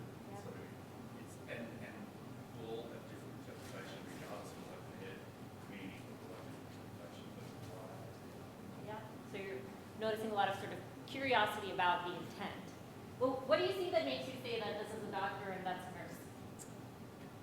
The like traditional nurse hat, and then it shows an image of having a male as a doctor, female as a nurse.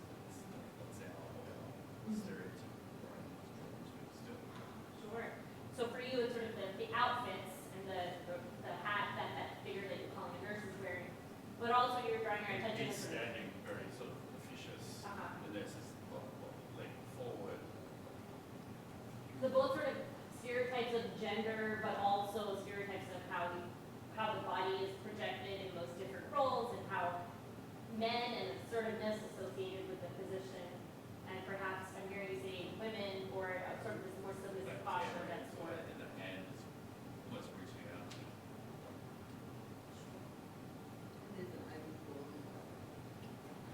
Thank you. What more can we find? Back there, and then we'll come around.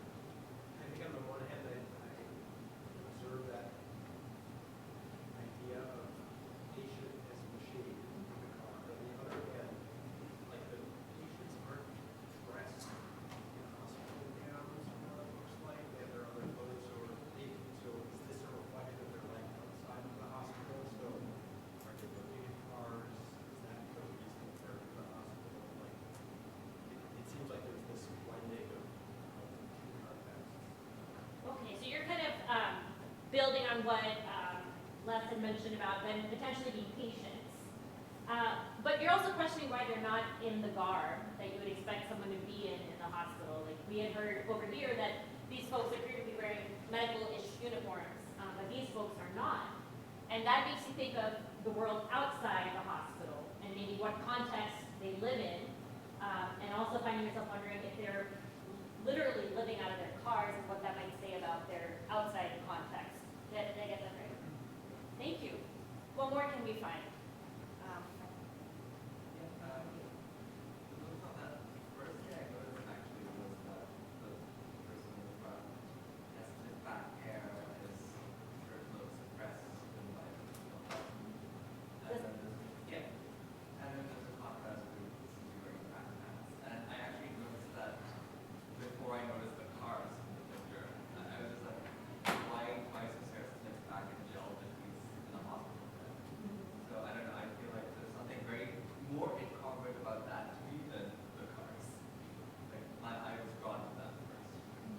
Thank you. So you picked on sort of a different area of dissonance, and you're noticing where your eye was drawn. And you're drawing our attention to the fact that this individual appears to maybe be pretty put together. Intentionally, you mentioned like gel in the hair, button-up shirt, but you're contrasting that with the fact that these seem to be sort of more casual attire. Did I get that right? Yeah. Thank you. What more can we find?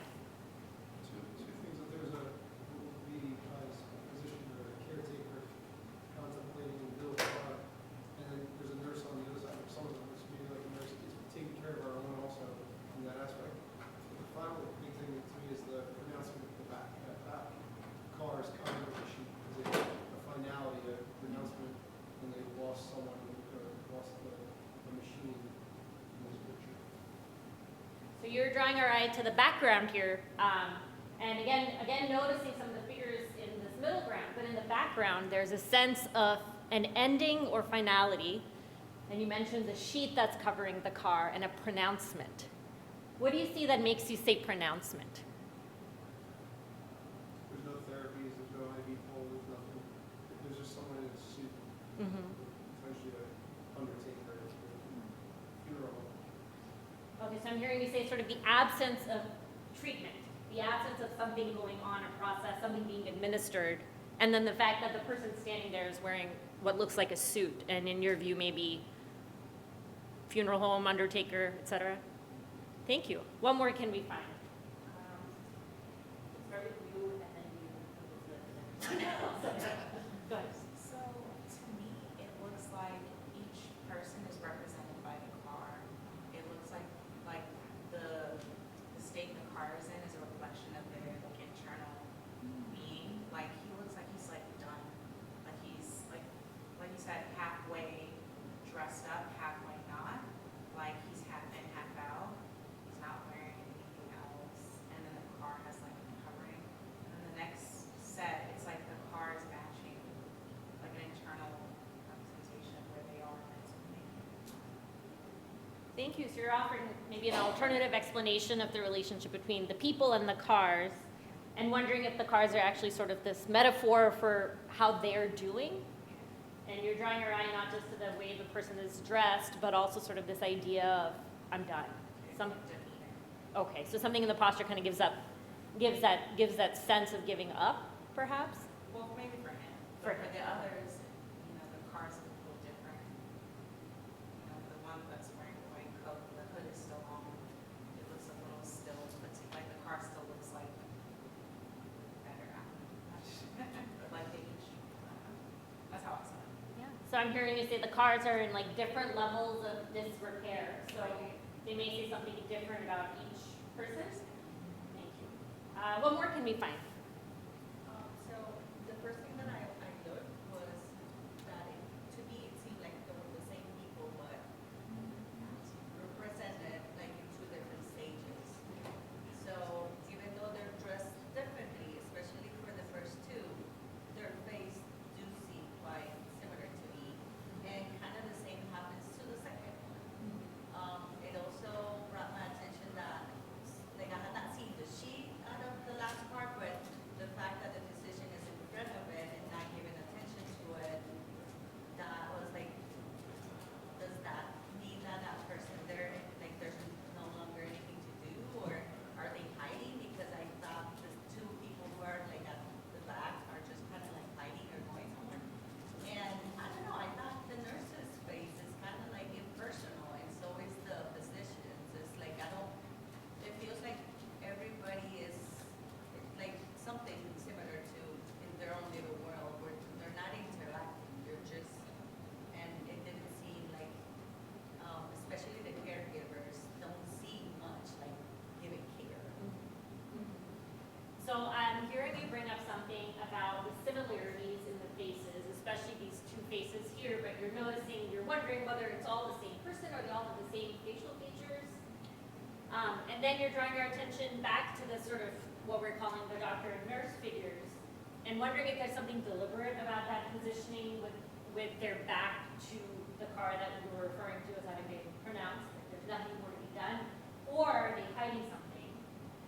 And then something else about sort of the facial expressions or how they look seems to you that the caregivers are not caring, and that they're not necessarily acknowledging anyone else's presence.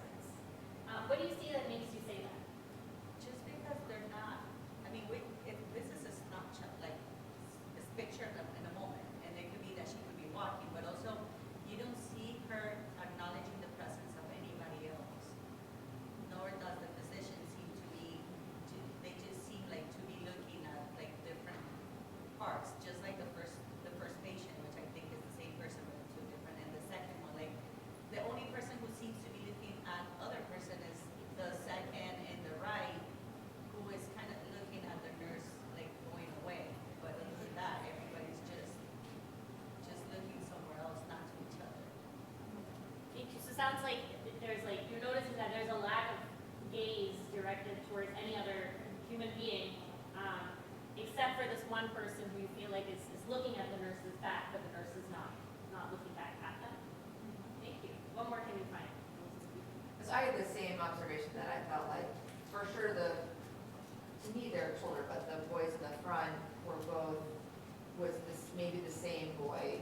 And then I feel like I need my readers, but I wasn't convinced that actually all 5 of the male figures were not actually the same face. But the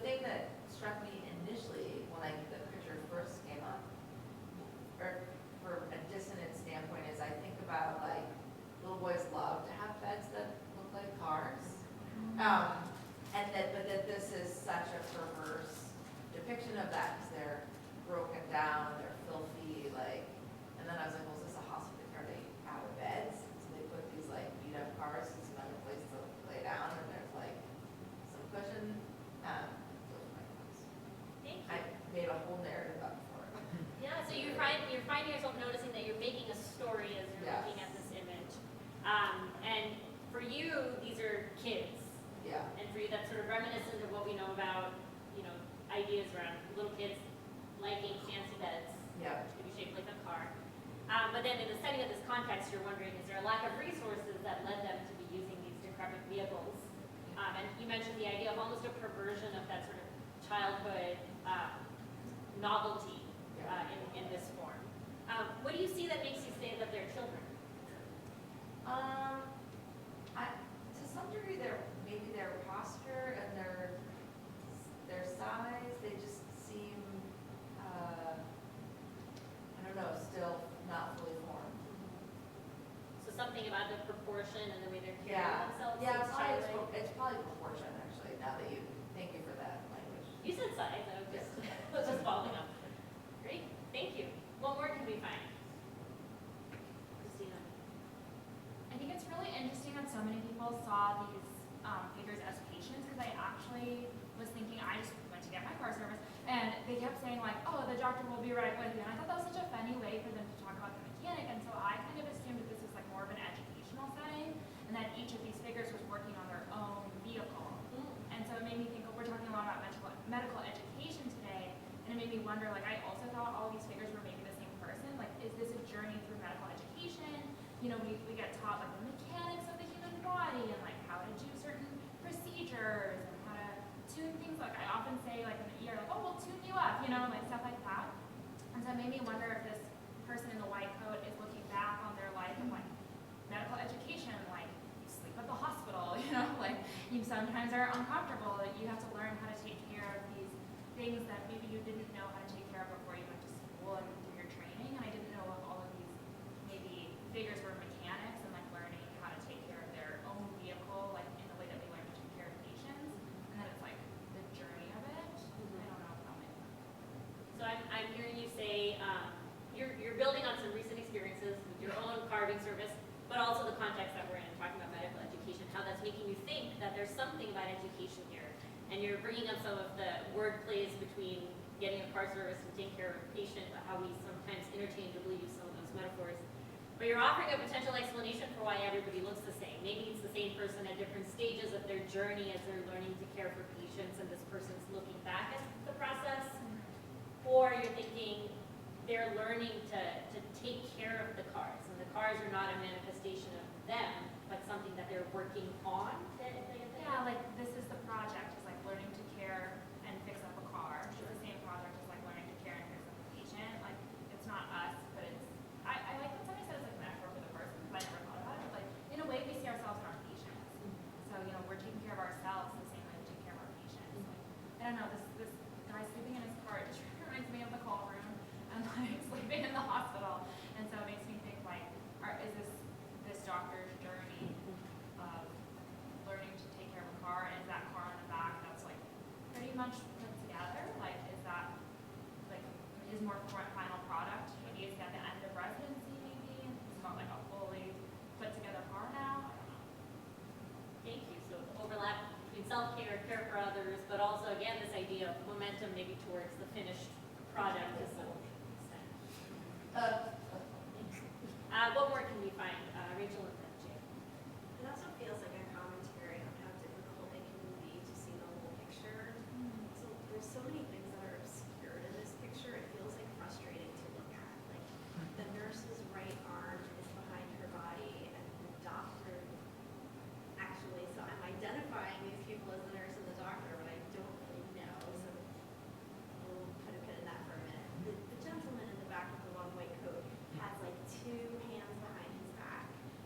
So I can't see his hands. Even like this little guy in the front, like in the foreground, I can't see his elbow. So it took me a minute to figure out. I was like, is there blood coming from his elbow? Like everybody, what I think is a girl like lying on her back. I can't really see her torso. So it's a little disturbing because I can't quite interpret what everybody's doing and what their body language means, and it's kind of a metaphor for how hard it can be to see the whole picture in general, but also in the ER. So you're kind of commenting on what can't be seen, and noticing there's hands that can't be seen, there's a torso that can't be seen, an elbow that couldn't be seen, that created some questions for you about what was going on. It seemed like a broader meditation perhaps on how we miss all the pieces of the picture, how challenging it can be to get those together. And you mentioned that for you that was disturbing. What did you see that made you say that that experience is disturbing? Because I want to make meaning out of this picture. Like, when you showed us in the introduction, we each chose our own picture that we liked. The one I chose was the landscape seen from above. I really like to be able to see the big picture so I can interpret it, make meaning of it. And this disjointedness really bothers me. Like, I definitely want to fill in all of the pieces. I don't know why. It's just a personality trait, I guess. So I'm hearing you say that it's sort of the missing pieces are something that makes you want to be able to fill them in or put the pieces together. Thank you. What more can we find? Jay and then. All right, so if I just take this away and just look at this as like a complex body of information, I'm really kind of curious about like the stories that people have their interpretations that they're bringing to this, and also like Rachel, like I want to bring meaning to this, like I want to create meaning out of this. And so I just want to make a couple of observations that might end up putting me in a psychiatric ward. And one is like, why do we think this is a healthcare setting, right? Because like, if you take away the three figures that we think are healthcare providers of some form, like it becomes a very weird space because there's nothing else around that that makes me think this is a healthcare setting that I can see. Maybe there is. Secondly, is that then we look at those three people and like, what about them? There were other, like, why do we suddenly make them a physician or nurses or whatever, like what we did? Third, why do we call them cars? You know, because they look like carcasses rather than cars. And when we think about objects, like what degree do we remove pieces of objects and still give it that name? Well, right now we give it the name of cars, but it seems like it's functioning very differently in this piece. So then, is it still a car? And if not, like what do we call it? And then the last bit of detail that kind of really bothers me about this piece is that the figure in the front on the right, his perspective is very different than the other guy. He's much bigger, the guy who's lying down. He's like he's a big human being compared to the person who's relatively only in the field of view. And then the last piece I'm going to say, is that look at the frame of this piece, like we're looking at through something. There are walls on either side, like or something. So there's an intentional, like no, like the white part. Oh, that's just the slide. So I don't know whether that's actually is that the frame itself? No, that's the slide. I'm done. Thank you. So you are finding yourself questioning a number of things that are happening, not just with the image, but with how we're making meaning of the image as a group.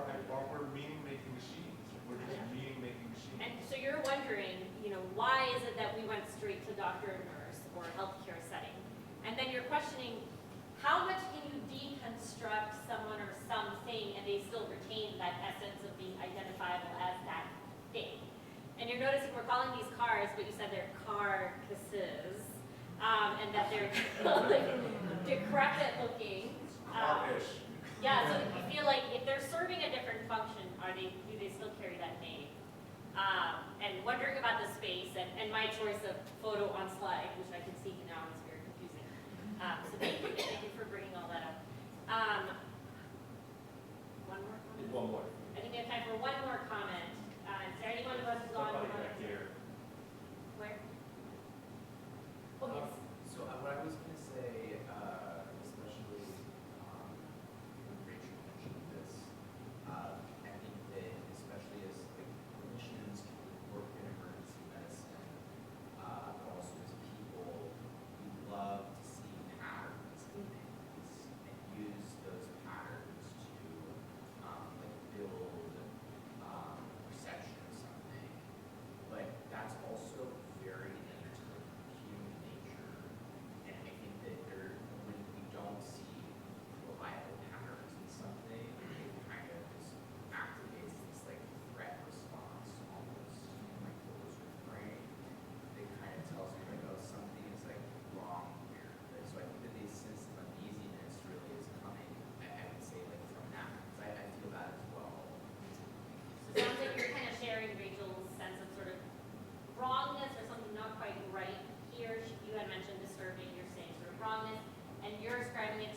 desire to want to see patterns that are recognizable, not just in our day-to-day lives, but as clinicians, and how that helps us make decisions, and how the absence of a pattern can be very sort of unmooring and unbalanced even in some sense. I think there's one more person at this table who had a hand up. I'm so sorry, I've been missing you, and we'll have to end after your comment, but I want to make sure you get a chance. It occurred to me that one of the things that perhaps adds to like a sense of despair here, other than the lack of traffic, is that it's going to be very difficult to, like, these cars can't move anywhere. There is, not only do they not have wheels, but there's not enough space to move them around. There are no doors that we see that they could move through. So they're here probably forever, which is kind of a despairing thought. So you're noticing the fact that, kind of harkening back to Jay's comments about cars not doing car things, you're noticing that they can't even move. And for you, it's because there's an absence of wheels in the wheel wells, but physically, cars in the back out move. And for you, that creates sort of a sense of despair. Did I get that right? I think in the interest of time, we'll have to pause there. I'm so sorry. But thank you so much for such a fascinating discussion and for taking the time to kind of put yourselves out there, listen in to others, and share your perspectives. I'm curious, how many people in this room thought they could spend half an hour talking about this? Okay, all right then. How about at the beginning? Yeah, probably thought it was going to be a 30-second little thing. So that you survived your first visual thinking strategy session, or maybe you've had this before. But again, as Elizabeth said in the beginning with improv, debrief is really where the magic happens. So I'll let Nate ask us some debriefing questions, and we'll go from there. Yeah, so what did you all just do? Like, what just happened? What did this activity require? We voiced our perspectives. So you had to voice your perspective. To look at the same thing from multiple perspectives. To look at something from multiple perspectives. What else? Spend time that we probably wouldn't spend otherwise. Yeah. Yeah. So really kind of look at it multiple times and really kind of dive in. What else? To learn from each other. I didn't see the notion of like a manufacturing line. But once you said that, I started to think of it, yeah, exactly like that, like the industrialization of medicine. And then somebody else had pointed out that there are no wheels and everything is stationary, and then I thought of it like a junkyard with patients. So we're just sort of refining and reprocessing the same image as other people with perspective. Yeah, so this is kind of collective meaning making. We're taking one of those perspectives and seeing through one of those eyes, and sometimes agreeing with it, sometimes disagreeing with it, but wrestling with it nonetheless, right? I think there's also value in the process of identifying like what you think. Like I see this, or I feel this, or I'm uneasy about this, and then having to be very specific about what in the picture is making me think that way, assume those things, believe that thing. Yeah. So there's some intentionality behind that, like follow-up question, like what makes you feel that way, right? And so it really makes you like go to that second order thinking and really sort of hone in on exactly what assumption you're making or what thing is making you think that way. And I think that's something that we don't do a lot of in like actual life, right? We don't really challenge our assumptions. The first thing that came to my mind when I saw that, I was like, this is inappropriate, but I didn't say it. Okay. Thinking that it was probably my perspective and nobody else thought that. And then when some other people started saying it, I'm like, that wasn't so wrong. It did gave like a little weaker kind of thing. So now I'm thinking to myself, should I have said it? And regardless of what anybody was thought. Yeah, so you're highlighting this idea of psychological safety, right? What happens when I have a viewpoint or the way I perceive this image is very different than everybody else sees, right? How free do I feel about expressing that? Those are things that we have to sort of navigate these type of tensions in all types of activities that we're doing with learners, particularly when you're doing sort of art-based things, because you're right. Art evokes really, really strong emotions. And something that seems really benign to me might be very triggering to somebody else because of their lived experience. And it is those different interpretations of it that actually bring it to life and actually bring lot of richness to those conversations. I'm curious, like, what did you notice Kamna doing? What was her I'm role? Kamna. Just in case. What was her role in all of it? Yes, she paraphrased what you all are saying, right? But what else did she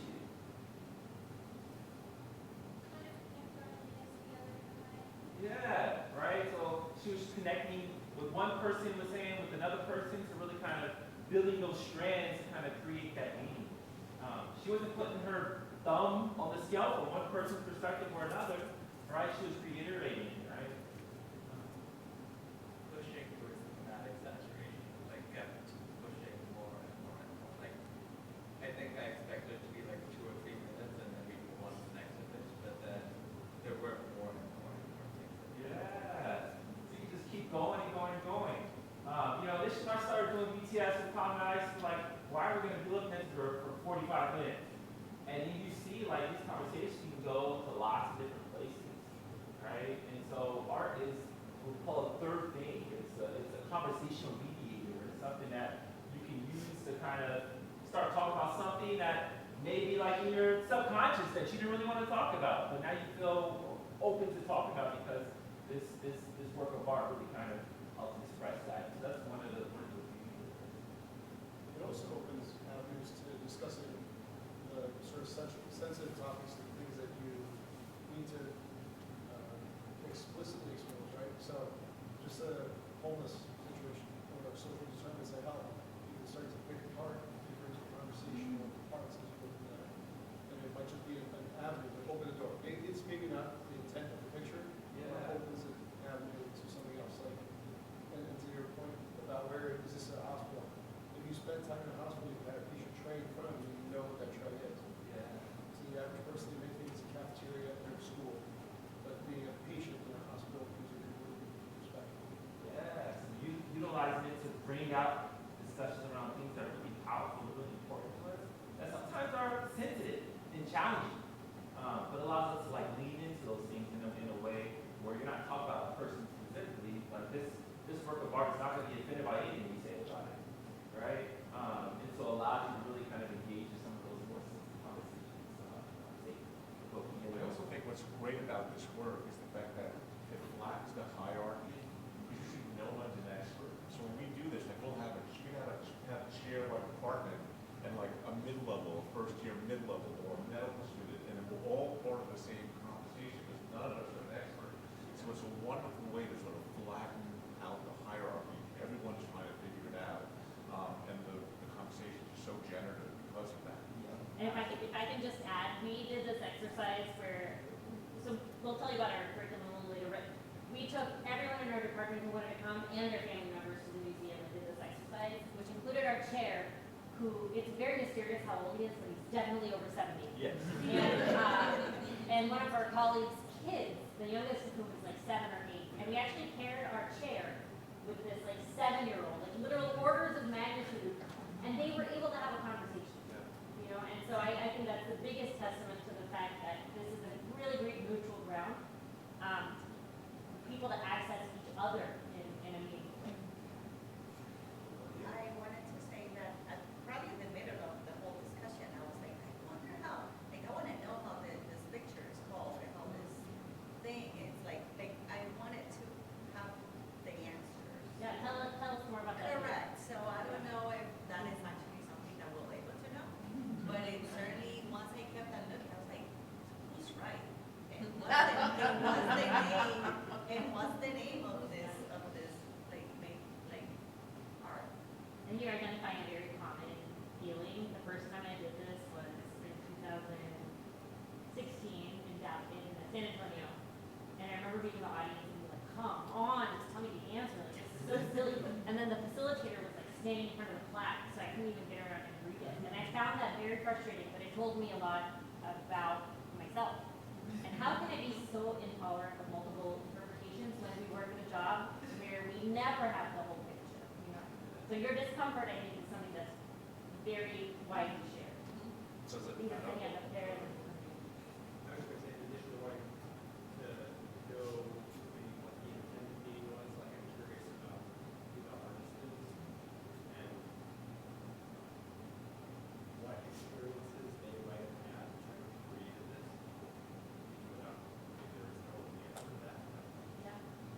when we do this, we don't give any of that information because it really doesn't matter where the artists stop.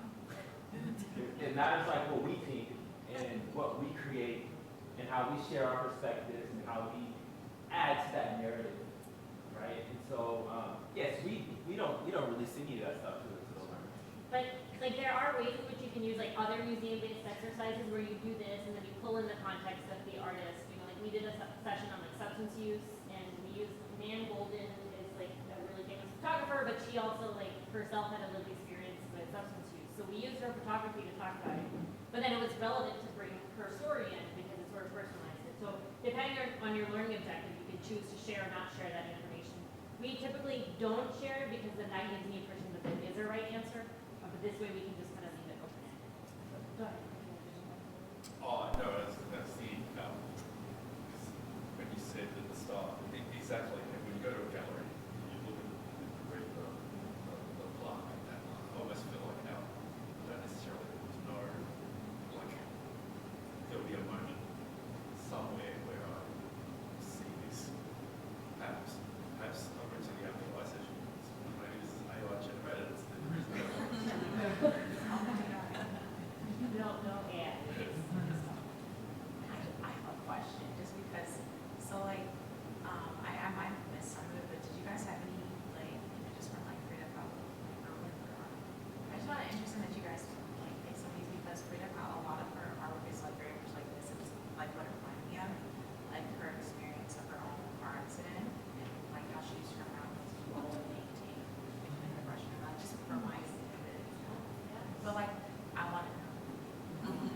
Like, I need to know. I think you bring up a really interesting point because when we're doing these sessions and we're selecting the image to show to our residents or faculty, whoever we're working with, we want to take something that has enough accessible elements that anyone in the audience can be like, oh, I recognize that, I can talk about that. But if you use someone like Frida Kahlo, where people know, a lot of people might know her story, then the conversation becomes about her story and not necessarily, But I think that's a great point.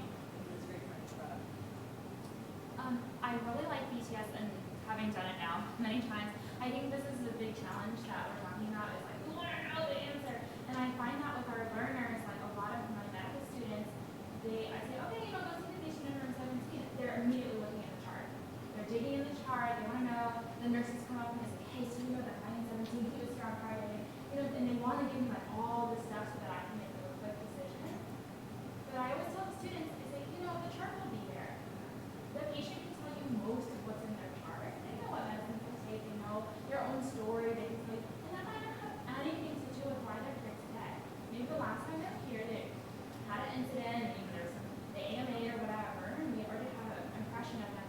But walk into the room, you might find that it's a very different experience, and so I actually like not knowing with my patients, like not reading the plot of the artwork, not reading the chart of the patient, because it doesn't really matter. I'm going to get a vibe when I get in there. And if it's somebody I recognize and I'm like, oh, I saw it on Friday, then I'm like, yeah, I'll go back to the chart, I'll remember. Or if they say like, oh, we've been here before, you saw us before, like, I can look at the chart later, it's fine.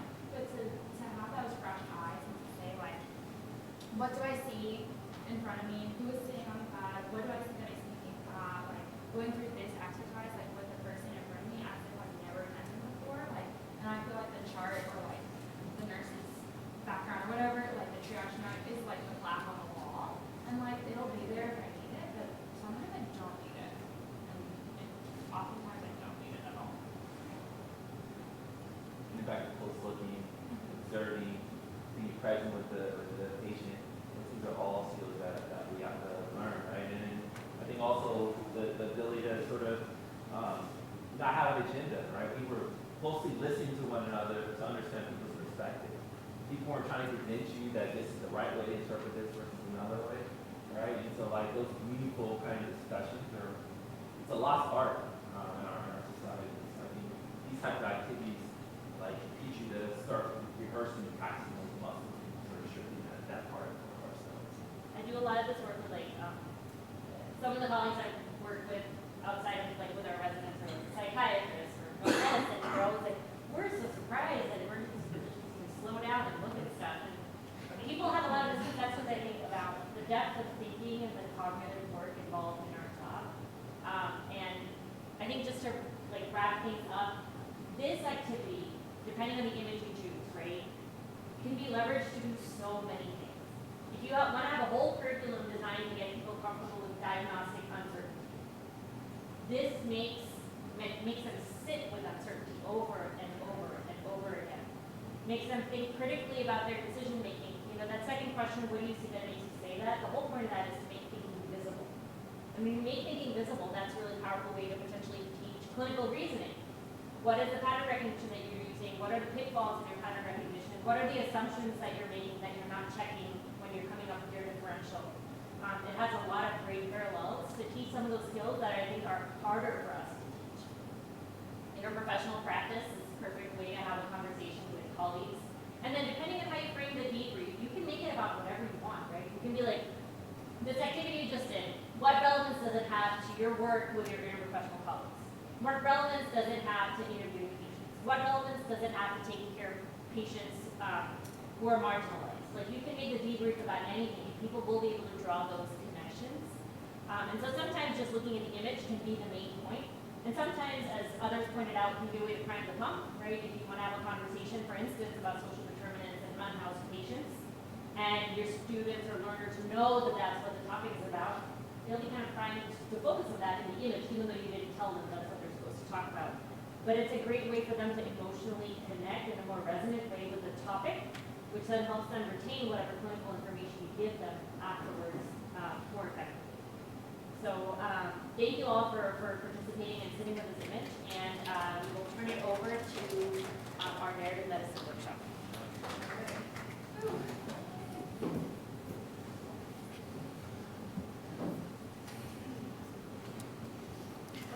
Don't pull it. Okay, you'll just go to Chrome and do it. Oh wait, this is not We'll just, okay. Do you have the? Everything's done, yeah. You Yeah, can- yeah. Right. Was. I I just want to show them the clip. Oh no, I just want to bring up one quote again. It's fine. All right. So I just want to spend a few minutes kind of talking about narrative medicine kind of at large. And if you're interested in kind of setting this up at your own institution, we'll give you a little bit of kind of the theory and framing of all of this. And we'll put our basically teacher guides in the stuff at the end in case you want to just replicate it. But kind of as I mentioned, narrative medicine, there's a lot of overlaps in all of the kind of like goals and aims of the different humanities here, especially with kind of creative writing. But narrative medicine in particular really wants to focus on this idea of narrative competence, which I mentioned earlier, which is the ability to listen, grasp, and act. So like, can we listen to a patient or a person or a thing, understand and honor the meaning of what they are saying, and then act upon those things, which sounds, soft and simple, but I think it is something we do clinically every day. And I think this is my kind of like passion around this is like, you would read this and say like, this isn't medicine, this isn't science, but every day, especially in our job, we're meeting people in the context of everything else that's going on in their lives. And our job is to sit with them, understand what is happening in their lives in that moment, and then interpret that and act upon that. And I think the kind of like academic way to say the same thing is, in medicine we value logic and science, logico-scientific knowledge, which is what Rita Sharon calls it. And that needs to be supplemented with narrative knowledge and understanding of like, what is a person's narrative and where are you meeting them in that narrative, and what is your purpose and like role in that narrative. Yeah, I think the easiest way for me to kind of think about this on a day-to-day basis, like a young resident will see a patient with like chronic conditions or like, maybe acute on chronic or multiple concerns, and they come and they present all the like little facets and they give me a really broad differential, and I do my magic attending stuff where I walk in and I say like, but what's actually going on today? Like, why are you here today? And then something comes to light and the encounter is like completely changed. And I think getting that built into like kind of our training as EM docs, which a lot of people figure out eventually, but I think focusing on like the narrative competence helps us become better clinicians. And that's my like soapbox around this whole thing. narrative medicine, we're going to run through a short session. Typically, it's composed of like a group kind of ingestion of some sort of narrative. Sometimes that's a piece of writing. Sometimes we talked about music videos as a narrative. We're going to use a clip from a film. Then we'll do a little bit of discussion, writing, and debrief. And Suchi designed this one, so you can talk a little bit more about that. you. Or if you just want to dive into it. Yeah. So the best part about narrative medicine is that there's this thing called the third space. I think you were talking about the third thing, which is the third space. I was talking to my husband like it was about this third space and talking as if I knew that as if he intuitively knew what that meant, what the third space was. And he's like, what, like third space where the water goes when what are you talking about? He's a critical care guy. So I was like, no, and he's like, so what are the first two spaces? And I had to actually kind of take a second and be like, yeah, what are the first two spaces? And it's like you and your sense of reality or the patient. And that's kind of your first two spaces. And the third space is your, whatever it is. It could be a film clip, which is what we're going to do today. It could be a poem. It could be visual arts. And you really use that space to process what's going on in the first two spaces. So that's something that I wanted to touch on. And then Zaire talked about the pedagogy, and basically what's very special, what Rita Sharon did was apply 3 pedagogical steps to it. So there's the first step, which is when you do a close reading, and close reading, use that term broadly. Reading could be looking at something, actually reading something, listening to something, watching something, whatever it is. And then you do a reflection, and then you follow it with a group discussion. So we toyed around a bunch with what to use today. And we thought about Taylor Swift videos. We thought about Frida Kahlo. And we were not completely happy with it. And then what we decided on was Interstellar. And anybody here who's watched Interstellar here? All right, a couple of hands. So just wanted to give you guys a little bit of background about Interstellar. So it's about a group of astronauts. The world is dying. The blight is here. And they are out to find a new planet. And they've sent some other astronauts ahead of themselves, and they've decided, after a lot of talk already, they've decided that they have very limited resources, so they've decided that the first planet that they're going to go to is Miller's Island. And so this is the clip of them learning about this island. They've been getting these positive signals from some kind of probe that Dr. Miller has, and she's been basically sending them signals, or so they think, that hey, come here, this planet is compatible with life. So you're gonna sense some themes emerge, and try to think of them, and then we're gonna focus in on one. Okay, you guys ready?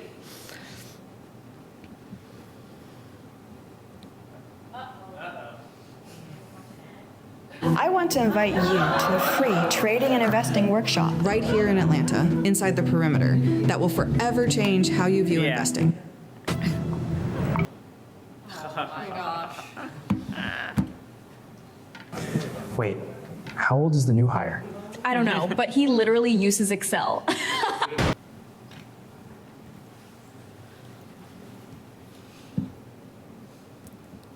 Okay. So before we talk more about that clip, I just wanted to set some community rules. I know, safe space, Vegas rules. Just remember, we all come from different lived experiences, so everyone assume positive intent. So just stating that. I just wanted to talk more about, what do you guys think? How do you guys feel after watching that clip?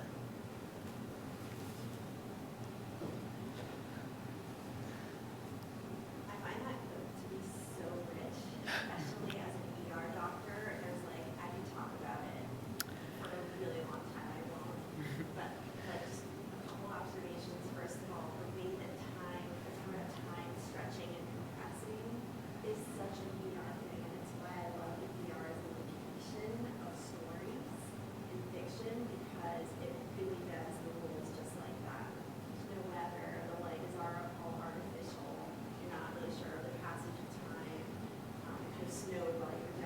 Earthquake, you never know. Like, so I love that. I guess the earthquake, you don't know, but most like natural phenomena, you won't know until you exit into the street.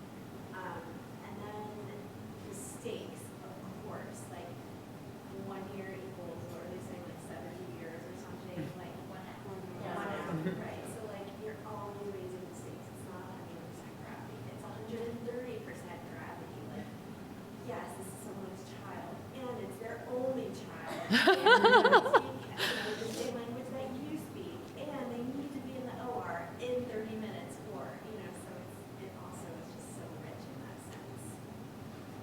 I mean, that was lovely. You captured a lot of the themes. I have a 13-year-old son, and I do a lot of work on violence prevention, and that's usually a very young population. So when I'm at shifts and I see patients, they immediately remind me of him. And one bad decision, one wrong friend that you chose to hang out with, one thing that you wish you could have taken back, that's catastrophic. And so like when I was watching that, I've been like just struggling with like how to like support his growth and maturation and development, while also like trying to process as a parent like the fears and anxiety kind of comes with a poor decision having a catastrophic outcome. So that's what I really sort of ran to when I was watching that. So I hear some difficulty reconciling the human dad and then the, I don't want to say not human, but like more professional ER doctor that you have to be, and the empath in you and the dad in you is, thinking about your patient, but also at the same time trying to think about your son. And I bet you that all the feelings that you have are not, isolated to you. I bet you a lot of us feel that way. I think you mentioned a decision and a bad outcome. Watching this and kind of thinking about what happened this scene, did someone make a wrong decision here? Yes, someone made a wrong decision. Who made a wrong decision? The scientists. And I actually find this like really relatable because I feel like on both sides, like my perspective of it was like I'm military, and like I'm also like on the medical side, but I was trained like military first, so like the priority is like shoot to kill. On the other side, it's like just specific on it. So like I would look at the scientists and say we should be wrong. Like you have to survive to get the mission. You can't save the world. You can't. Well, you have to pick one every time. They're both valuable. You have to pick one. And I would say she endangered all of them. Therefore, they would never be able to save anyone. You have to leave it at that. So like that's how I saw it. I was like, which mission is more important at that moment? Like across the border, all of it's important. But in that moment, she should have loved the dad. She should have gone back. Can I ask you a question? Do you think she endangered the mission, or all of them, or do you think the pilot endangered them by waiting for her? That's a good point. Or Dr. Brand, who was like the third person, do you think he endangered? Okay. And it's like, if I looked at it in order, I would say like she endangered by all of them. And then she initiated the wave. Like she stopped. It made one hesitate. It made the guy in the back hesitate, which is why like in the military mindset, you have to follow your orders, because if you hesitate, the next person's gonna hesitate, I'm gonna hesitate. So if I tell you to get back in, get back in. That's kind of mindset. Yeah. But that's the mission. I don't know, that's just how I think, but I don't get it. Well, it's interesting that you're bringing that up as like a systematic approach to a difficult situation.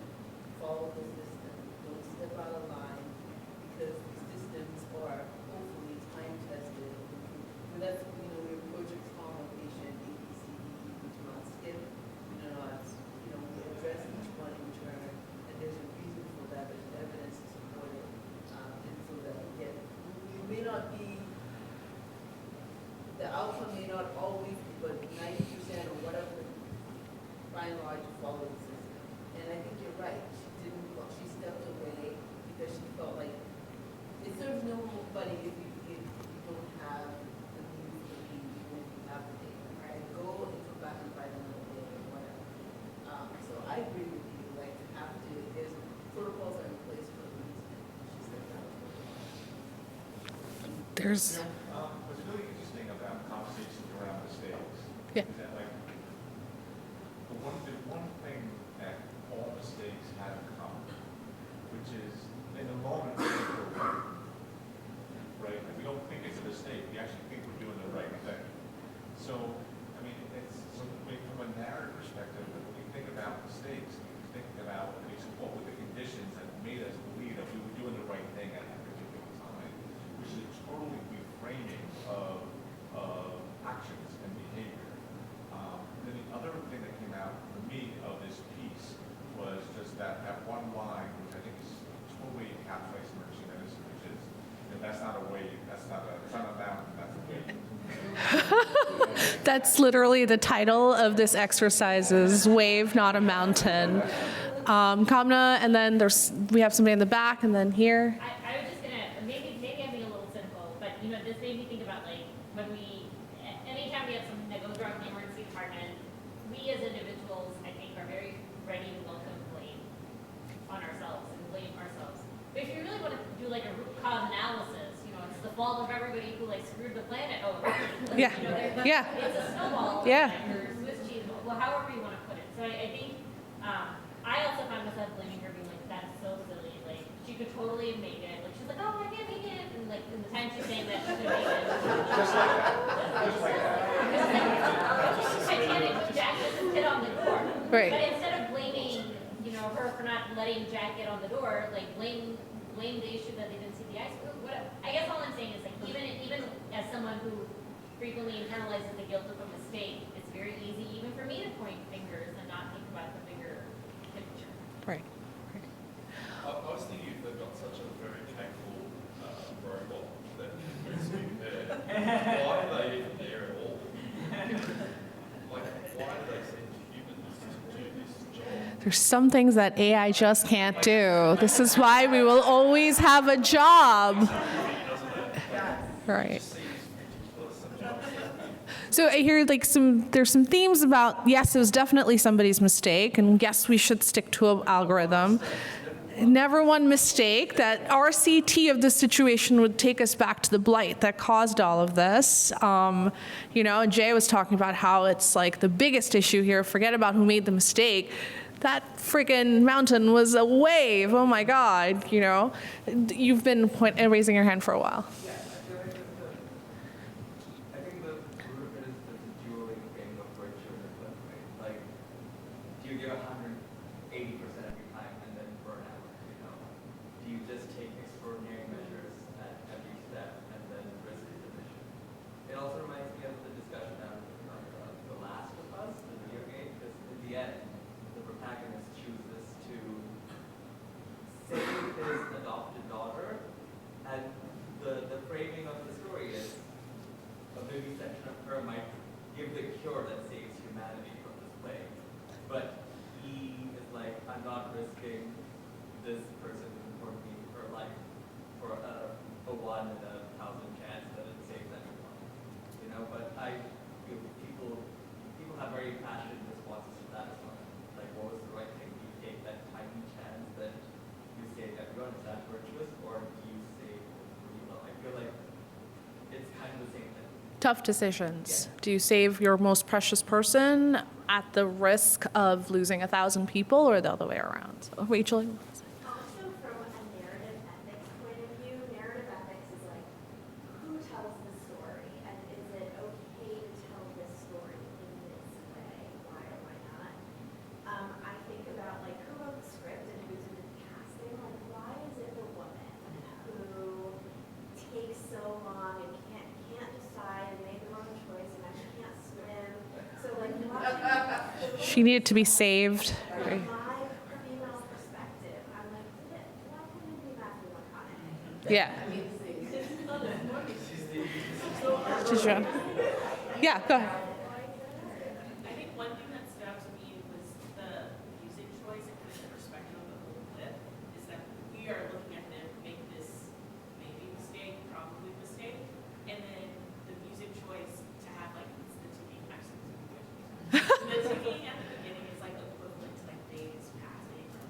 Yeah. But then it stops once the mistake happens, and then it's silent. So I thought, thinking about that in like the EM context, when the mistake's happening, there's no more of that collaboration, what's going on. But in the beginning, when everyone's putting in their opinion to save the problem, and then we're just talking about who gets blamed, and it's silent. So I think it was very deliberate, and I really like that that's how they did it, because we're feeling that awkwardness of like, well, again, like, why did you, you have to be able to swim to be an astronaut in the first place. It's not even testing. It's just, but yeah, she was stuck under the door. So contextualizing mistakes to time dilation, that's so cool, right? Like when we make mistakes or sentinel events happen in the ER, our perception of time changes. It did make me think, maybe I'm going on too far of a digression, but it did make me think of like, what are we willing to sacrifice and what do we sacrifice readily, like every day as emergency physicians? Remember during the pandemic, like if you look at disaster research prior to the pandemic, there was all this research that suggested that like if in the setting like a radiation whatever, that you wouldn't have your personnel there because they would stay home to take care of their families, right? That they would, when it came down to it, who are they rescuing? And yet during the pandemic, person after person, like emergency personnel after emergency personnel, like showed up despite not having PPE, not knowing what was in store. They separated themselves from their homes and trying to not bring it back. There are like all these places where are in EM we sacrifice sort of in big ways, but then also in these like small slices constantly when we sleep, when we don't sleep, where you know, all of those things. So I think it's an interesting. I don't think I have a point. Take this. I really thought it was interesting that you brought up the music, because I was thinking about like the structure of this story. I'm never specific before, I have no idea what's going on, and I don't even know what their names, like who they're changing the names. I was like, who is that? Like, what is going on? And I didn't understand, but I felt like I still understood like the arc of what was happening. Like they're clearly trying to do something quickly, and then it goes wrong, and then this decision happens, and that's the aftermath. And so I feel like sometimes in the ER we don't always know like what is going on. Like I feel like we're just kind of thrown in. Like you walk, we're like, oh, this person's screaming. You're like, okay, you know, like, I don't really know what's going on here. But I feel like we're supposed to make that. We're supposed to understand the narrative arc very quickly. Yeah. And having those cues like the music or like the visuals, the way the camera angles were, like focused on like certain faces and facial expressions. Like I think that helped a lot in terms of like what is going on. But I've never seen this movie. I'm not a long, but like I feel like that's how I feel about a lot of patients where I'm like, I'm not going to see this again, but I want to see it now and understand what is happening. These are the cues of like what they're saying and what's going on in our lives. I just have to point out that you did such a beautiful job of describing narrative competence right there, which is, you know, that ability to interact with that story as it's unfolding. For us, with an extra layer of specialness, because there's so much uncertainty and we don't know anything that happened before this. So the way that we created this guide, as you can see, it's a rich clip. So it, really renders itself to use for multiple themes. So, you can do uncertainty, team dynamics, regret. We decided to focus on like decisions, like regretting decisions or overthinking decisions or thinking about it. Sarah, Maura, if you guys want to add anything, go ahead. Not too much. I mean, I think she said, there's so many ways, so many themes to take out of this. It was hard to kind of choose one, but we did. And so in front of you now is kind of the writing prompt that, I think a little bit different than creative writing, where I think your creative writing, you're being, you're really introspective and really thinking through kind of, what is at your core. Here, this prompt is, I really want, what we would like is for you to try to just like tell a story as you remember it. Just write that down. And then we'll talk about kind of what's curious or what's useful about that exercise. I feel like narrative medicine, you have just a couple more guardrails, a couple more parameters that we give you. But we can do a billion things. Yes. Anyway, you're going to get a little bit more time. We'll do 10 minutes. We'll do 10 minutes of this, and then we'll discuss.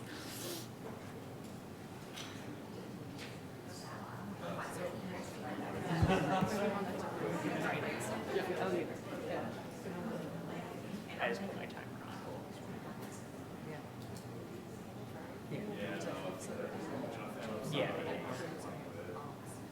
Yeah. Yeah, they kind of just like took off, which is great. Yeah, but like I rewatched it this morning, or yesterday, or this morning as I saw it, and I was like, God, there is so much. Yeah.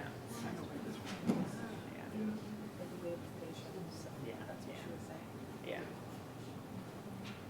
It is also, it's also like kind of interesting to get to the end of this where it's like, oh, I guess there's so much visual to this too. And music and music, like there's so much.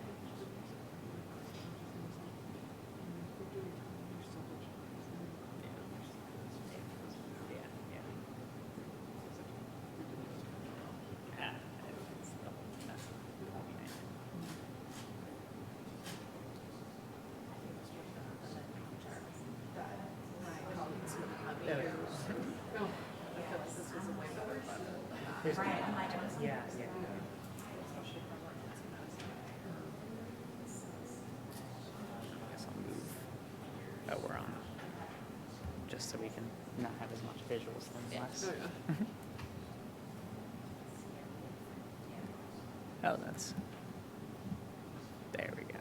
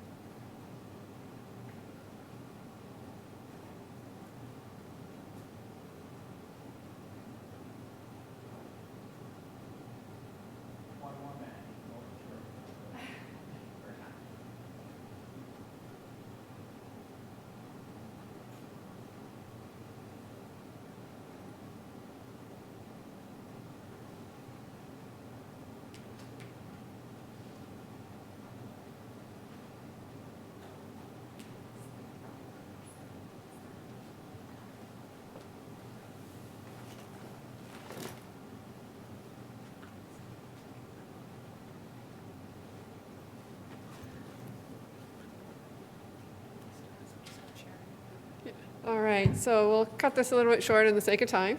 Hopefully you all had a chance to write something. And would anybody want to share what you wrote?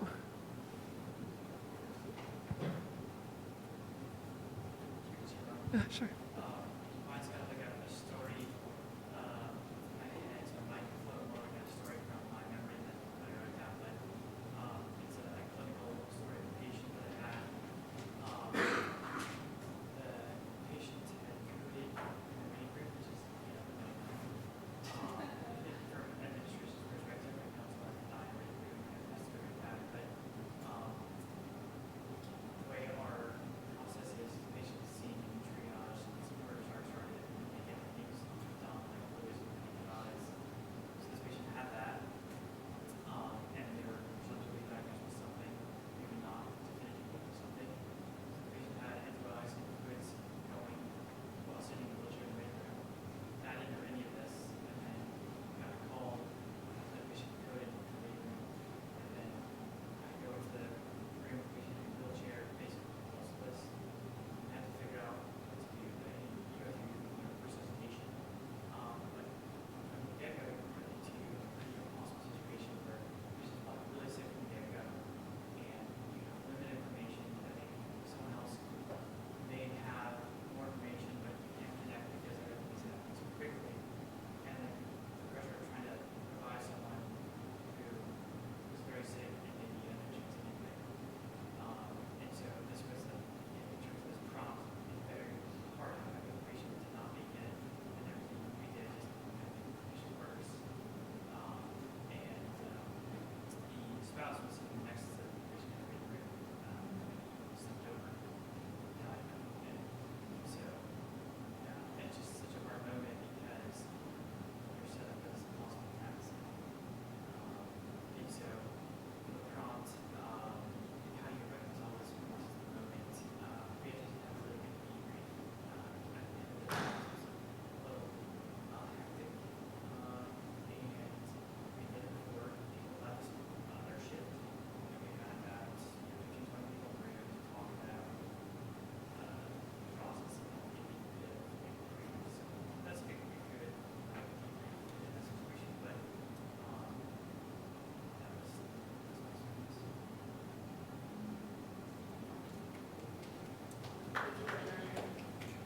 And I think it's been your story and what we saw in the clip just really reinforces the need for debrief, for communication, and for ways to move forward from those unfortunate situations that something can come up in terms of processes and how we process our not mistakes, because there's probably not you go down, but how we process that and move on and take care of it.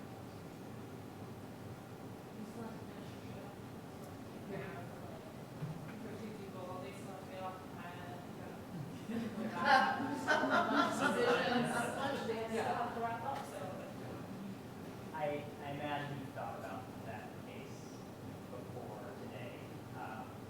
As you wrote it down, did you notice anything different about what you've written versus like how you thought about the text? Like, did the act rewriting it change how you told the story to yourself? Yeah, writing it down felt therapeutic because I didn't have to write it down. I have to replay that scenario a lot. But writing down just made it feel more validating and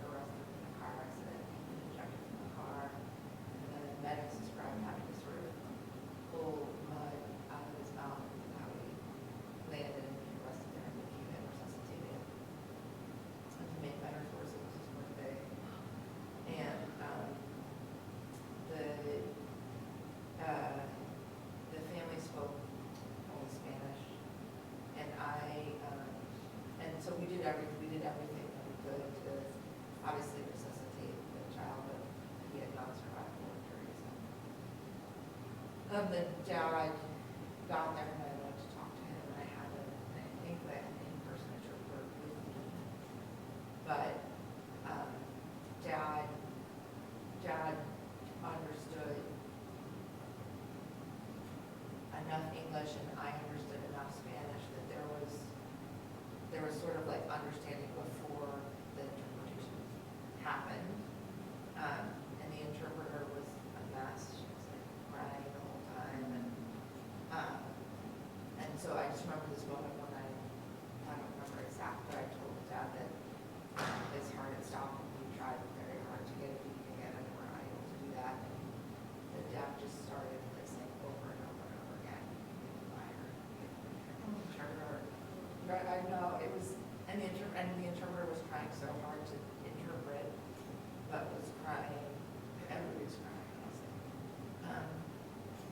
It was just this terrible, and I don't know, like the same thing, I don't know that there's anything you can do differently.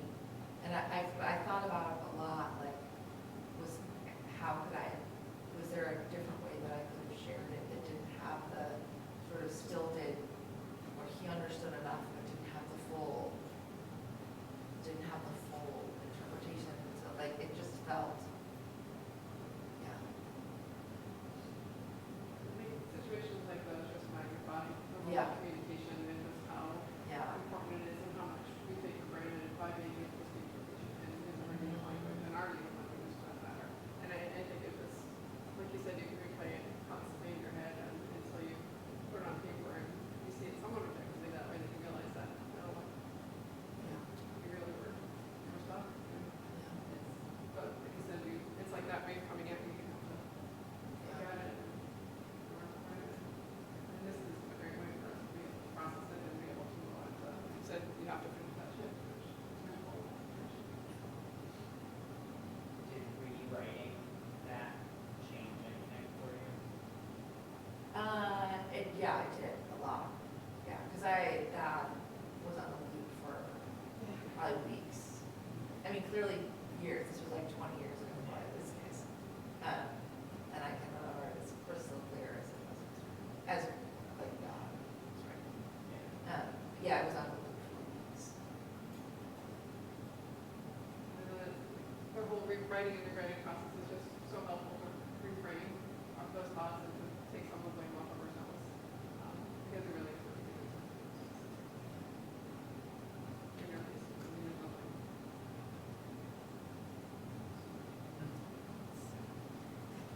Just heavy. But I'm so happy that he had you, somebody that cares and, it's important. So at least there's that they had you and your staff at that moment. And that's what I keep telling myself, because sometimes it feels like there's no rhyme or reason to why things happen, to somebody else and not us. And I think about how at least they had us. So thank you for sharing those stories. We're running short on time, so we're gonna start to wrap up. Anything else that you guys wanna say? No? All the different themes for this we'll include in the resources, like all the different ways and just kind of like a breakdown of the scene. So if you guys ever wanna use this, I feel like it's a rich clip, so.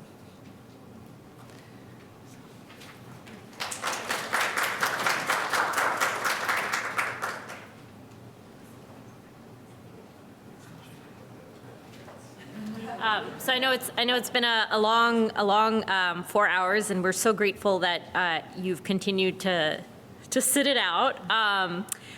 We've spent quite a bit of time together, and I think probably shared things that I don't imagine we typically share with people right off the bat. So we are very grateful for your willingness to engage. We just wanted to take a few moments to wrap up. I hope this was fun. And cathartic and community building and all of those things. And I hope that as educators, our goal is, this is not like a see one, do one, teach one thing where we're like, we did it, now you can do it, now go forth and replicate. But the idea is just, hopefully maybe these are areas you already work within and it gives you new ideas, or maybe this will inspire you to seek out additional training opportunities in order to be able to do these activities with intentionality. And just simply the act of facilitating, as you notice with many of us, a lot of paraphrasing, active listening, neutral, like staying neutral, facilitative listening, just even as educators, I think is just a series of crucial skills that are hard to otherwise develop. We would just like to take a couple moments. If you have questions, now is also a great time, but if you would like to kind of share any thoughts that you have on what you might take away or what you might already be doing, or questions about barriers or challenges you anticipate with maybe bringing this work to your context, we'd love to hear from you.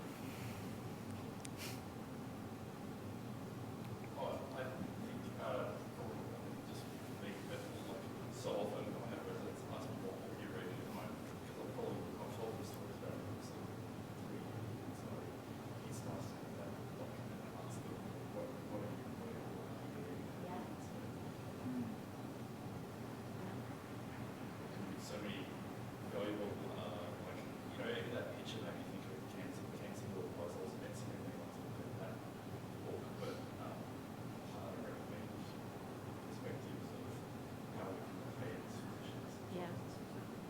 Sure. Thank you.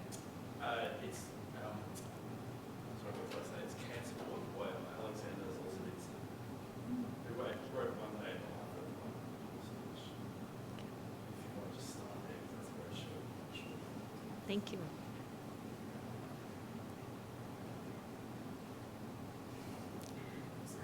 Oh. Other thoughts, questions? We started doing health humanities, and right after they do service exam, when people's morale is really low, and I thought this has really been a great way to improve the morale and then make them realize again like why we're all doing this and how we can contribute to Yeah. our patients' lives. They've actually been very thankful and want to move forward. So I think, timing when you start this is it does help because I think it was a lot of flooding doing it right at that time when people was like, yeah, we're working. Yeah. Something to remind us of why we're doing it. I'm sure if any, well, my brain is wiped. I don't know about you all, but I think we may, obviously we're going to be around for questions, but I guess that more moves us to a perfect next point, which is just like, how do you operationalize this? And we can wrap from there. So I would just like to invite a few of our colleagues. I think Rachel, Elizabeth, me, and Jay, we're just going to share some snapshots about our programs if you have questions about how to concretely operationalize this in your setting. So I think, Rachel, you're up first.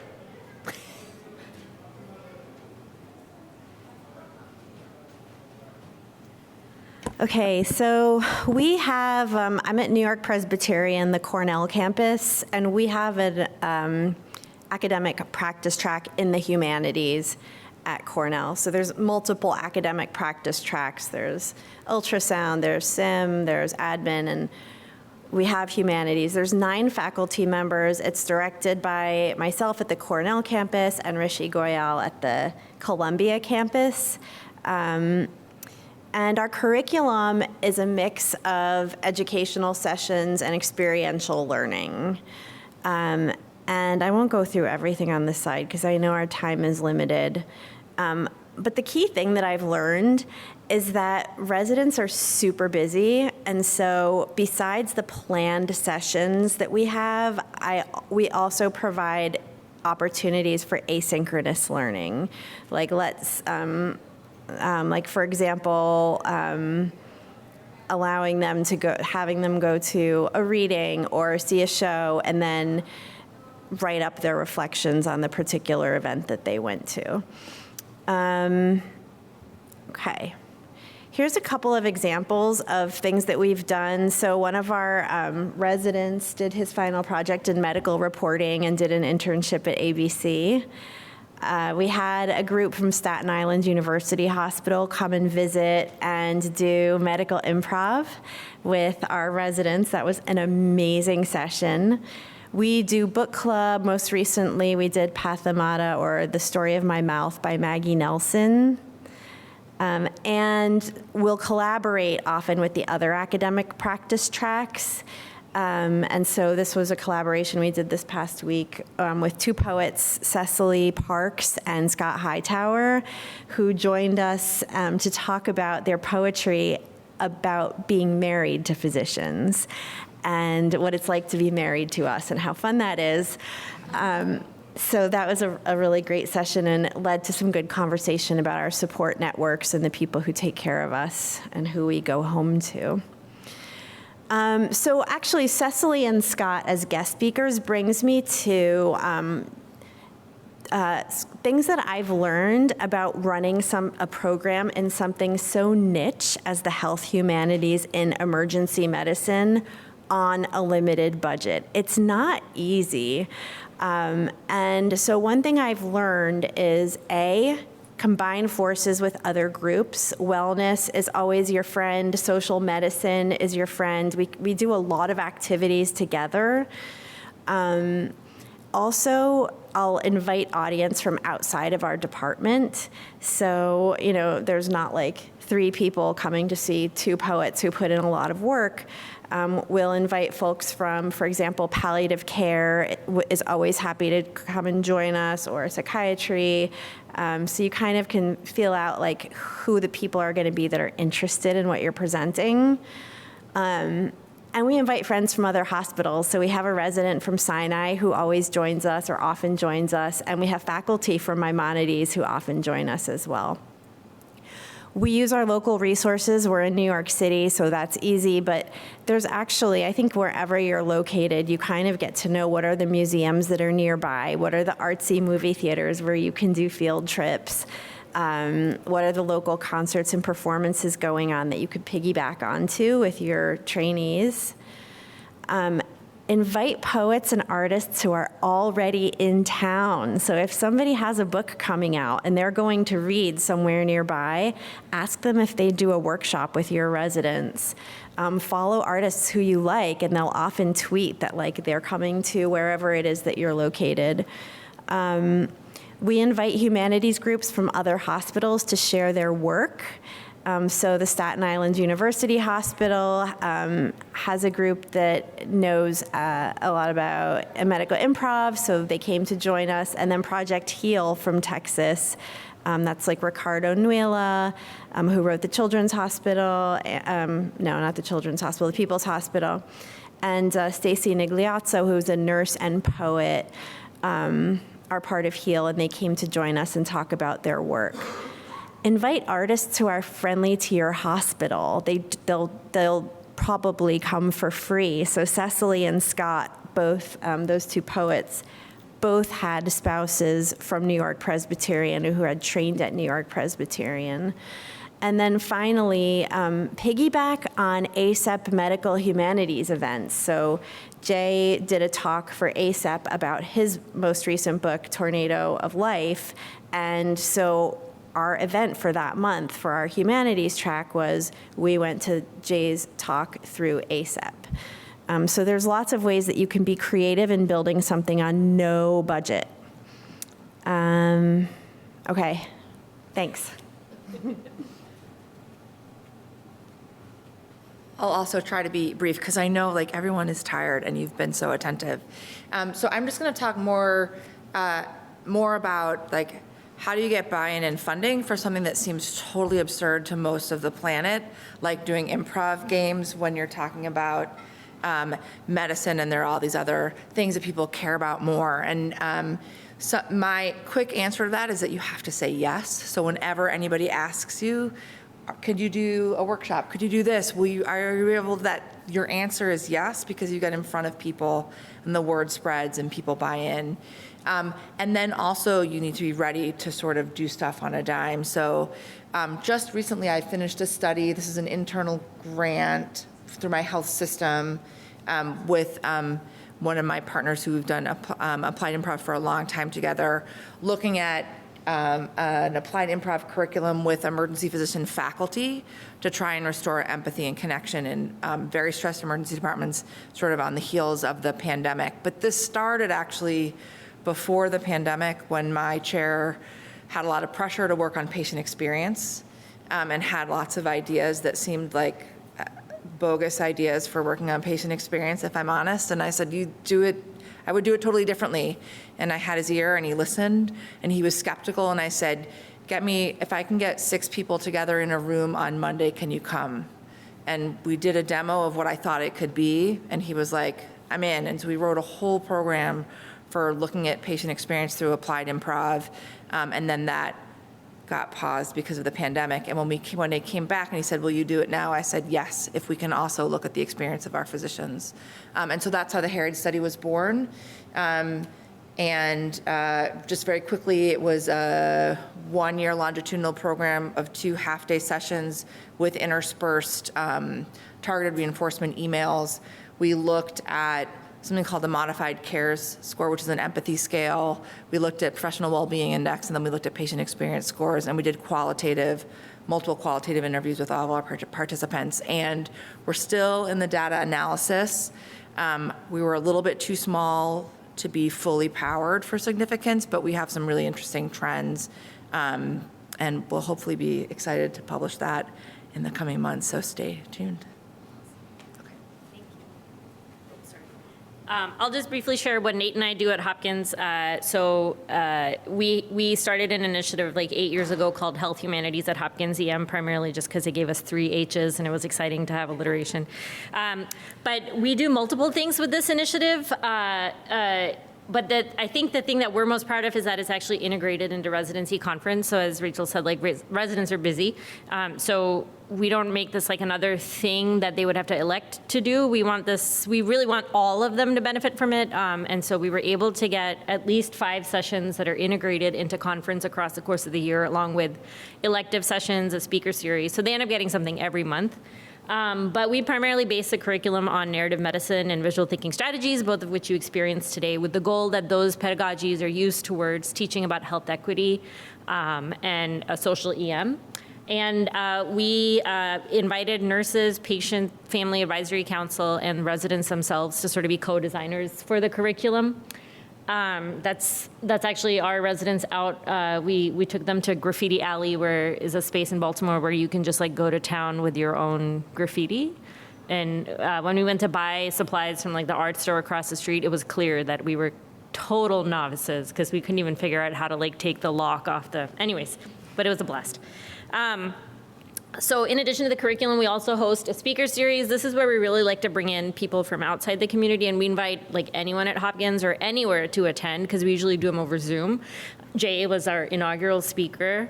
We've not just had physicians, we've also had other artists, like this guy at the end, Kondwani Fidel, he's like Baltimore's poet, and he had no problem challenging us. LaToya Ruby Frazier, whose mother received care in a hospital like Hopkins, she's a big activist who worked in Flint, Michigan with the water crisis.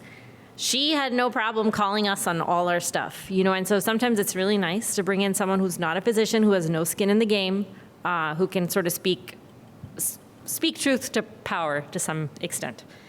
So the speaker series is a fabulous way to pull in other colleagues from across the hospital. We do have a Humanities and EM annual conference. Our marketing is sporadic, so I don't know if you've ever seen it anywhere, but we've done it for 3 years now. It's an online conference that focuses on the humanities and emergency medicine specifically. And we have like abstract presentations. We usually have a keynote speaker. We also have a series of workshops. So it's a really fun way to build community, and we get people from all over the world who are in EM. We recently met people that are doing this stuff in the UK. We've had people present who live in India, South Africa, all over Europe. So it's really fun. There are people in EM, not just here in the US, but across the world doing this.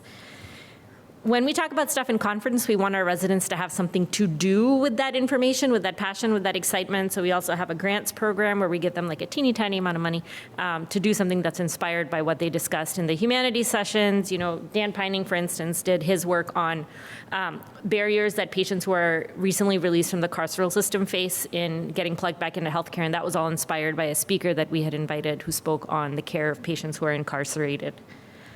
And then we also use the humanities as a way to bring in other members of our department. We have an annual creativity award, and anyone can submit. So the works here are submitted by a resident, faculty, as well as one of our nurses. And we get, it's a really nice way to kind of showcase the work that everybody in our department or their creativity.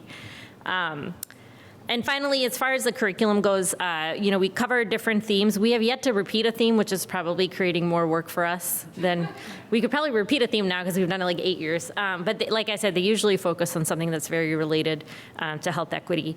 We also have a recurring museum visit during intern orientation. That's another way to set the stage, is that if you take them to do humanities stuff, from the minute they hit the door, they're going to learn to expect it. When we published our paper on our first iteration, what we found was that the fact that it was longitudinal and integrated into their conference curriculum messaged to them that leadership thought it was important. So even the ones who were like, what is this nonsense? They had to sit through it, and they were actually some of the people who were most excited to come to our focus group at the end of the year to share how transformational it had been for departmental culture that we had this as part of our teaching. And then we also have like a practice track similar to what Rachel was describing. And then last year we had our very first Health Humanities Fellow, Christina Cito, who's right there, which was really exciting as well. So I'm happy to chat if people are interested, but I want to pass it over to Jay so he can. Jay is like the OG humanities guy. Here he comes. Oh no, he sat back down.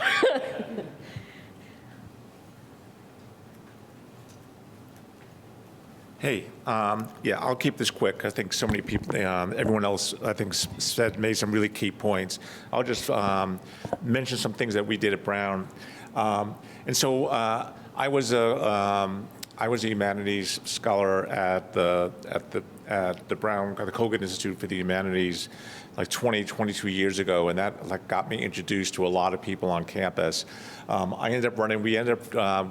department co-sponsored something called the Creative Medicine Series, which went on for 10 years, which was looking at totally different elements of creativity and people who took art seriously, from people who were in medicine to people in the community to patients. And that was a quarterly conference that we held. We ran that for 10 years. And the goal of that, and I think which you think about when we do our planning, is how do we build community? How do we get people to talk to one another? How do we get people from different perspectives in the same room? We've been doing work with the Rhode Island School Design Museum for around 16, 17 years already. And a lot of that had to do with, how do we use a museum object as complex bodies of information? And we've done a series around trauma patients called Blame, Shame, and Mental Strain, where we actually got the trauma surgeons to actually come, and we had discussions that we never ever would have had in trauma conference. We did something on the perceptions of pain and the weight of pain, which was published by one of our residents, and who's now actually a palliative care physician. We did a session. We had a whole series on bias, which we're still writing up now. And right now, for the last couple of years, since COVID, we had something called Vision and Voices, which we're using museum spaces to actually talk about the things that we're not talking about.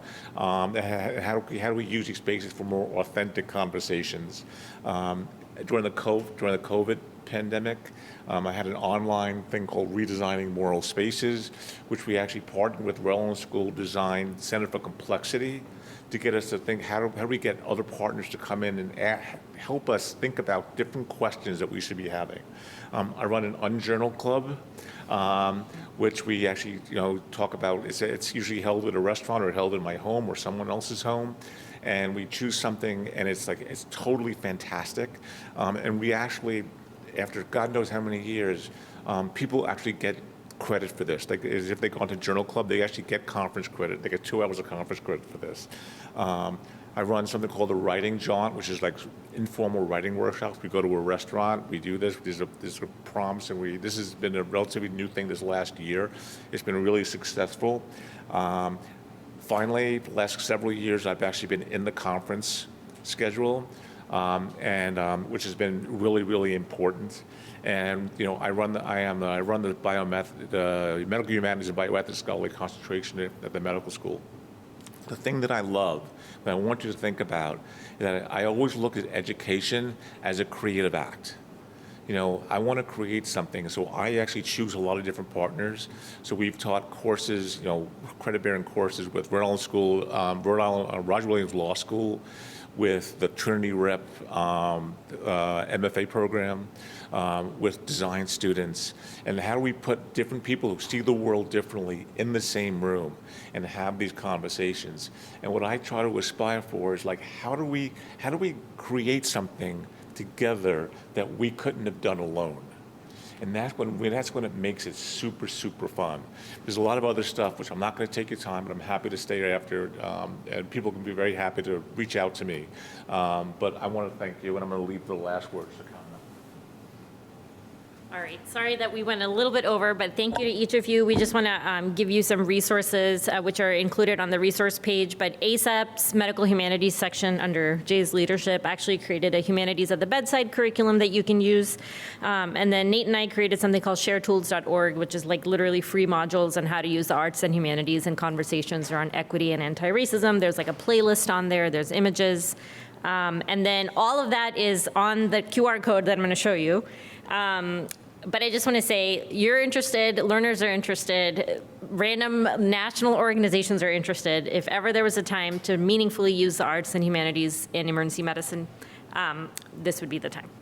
So thank you all for being here, and we'll leave these resources up here. Any of us would be happy to be contacted.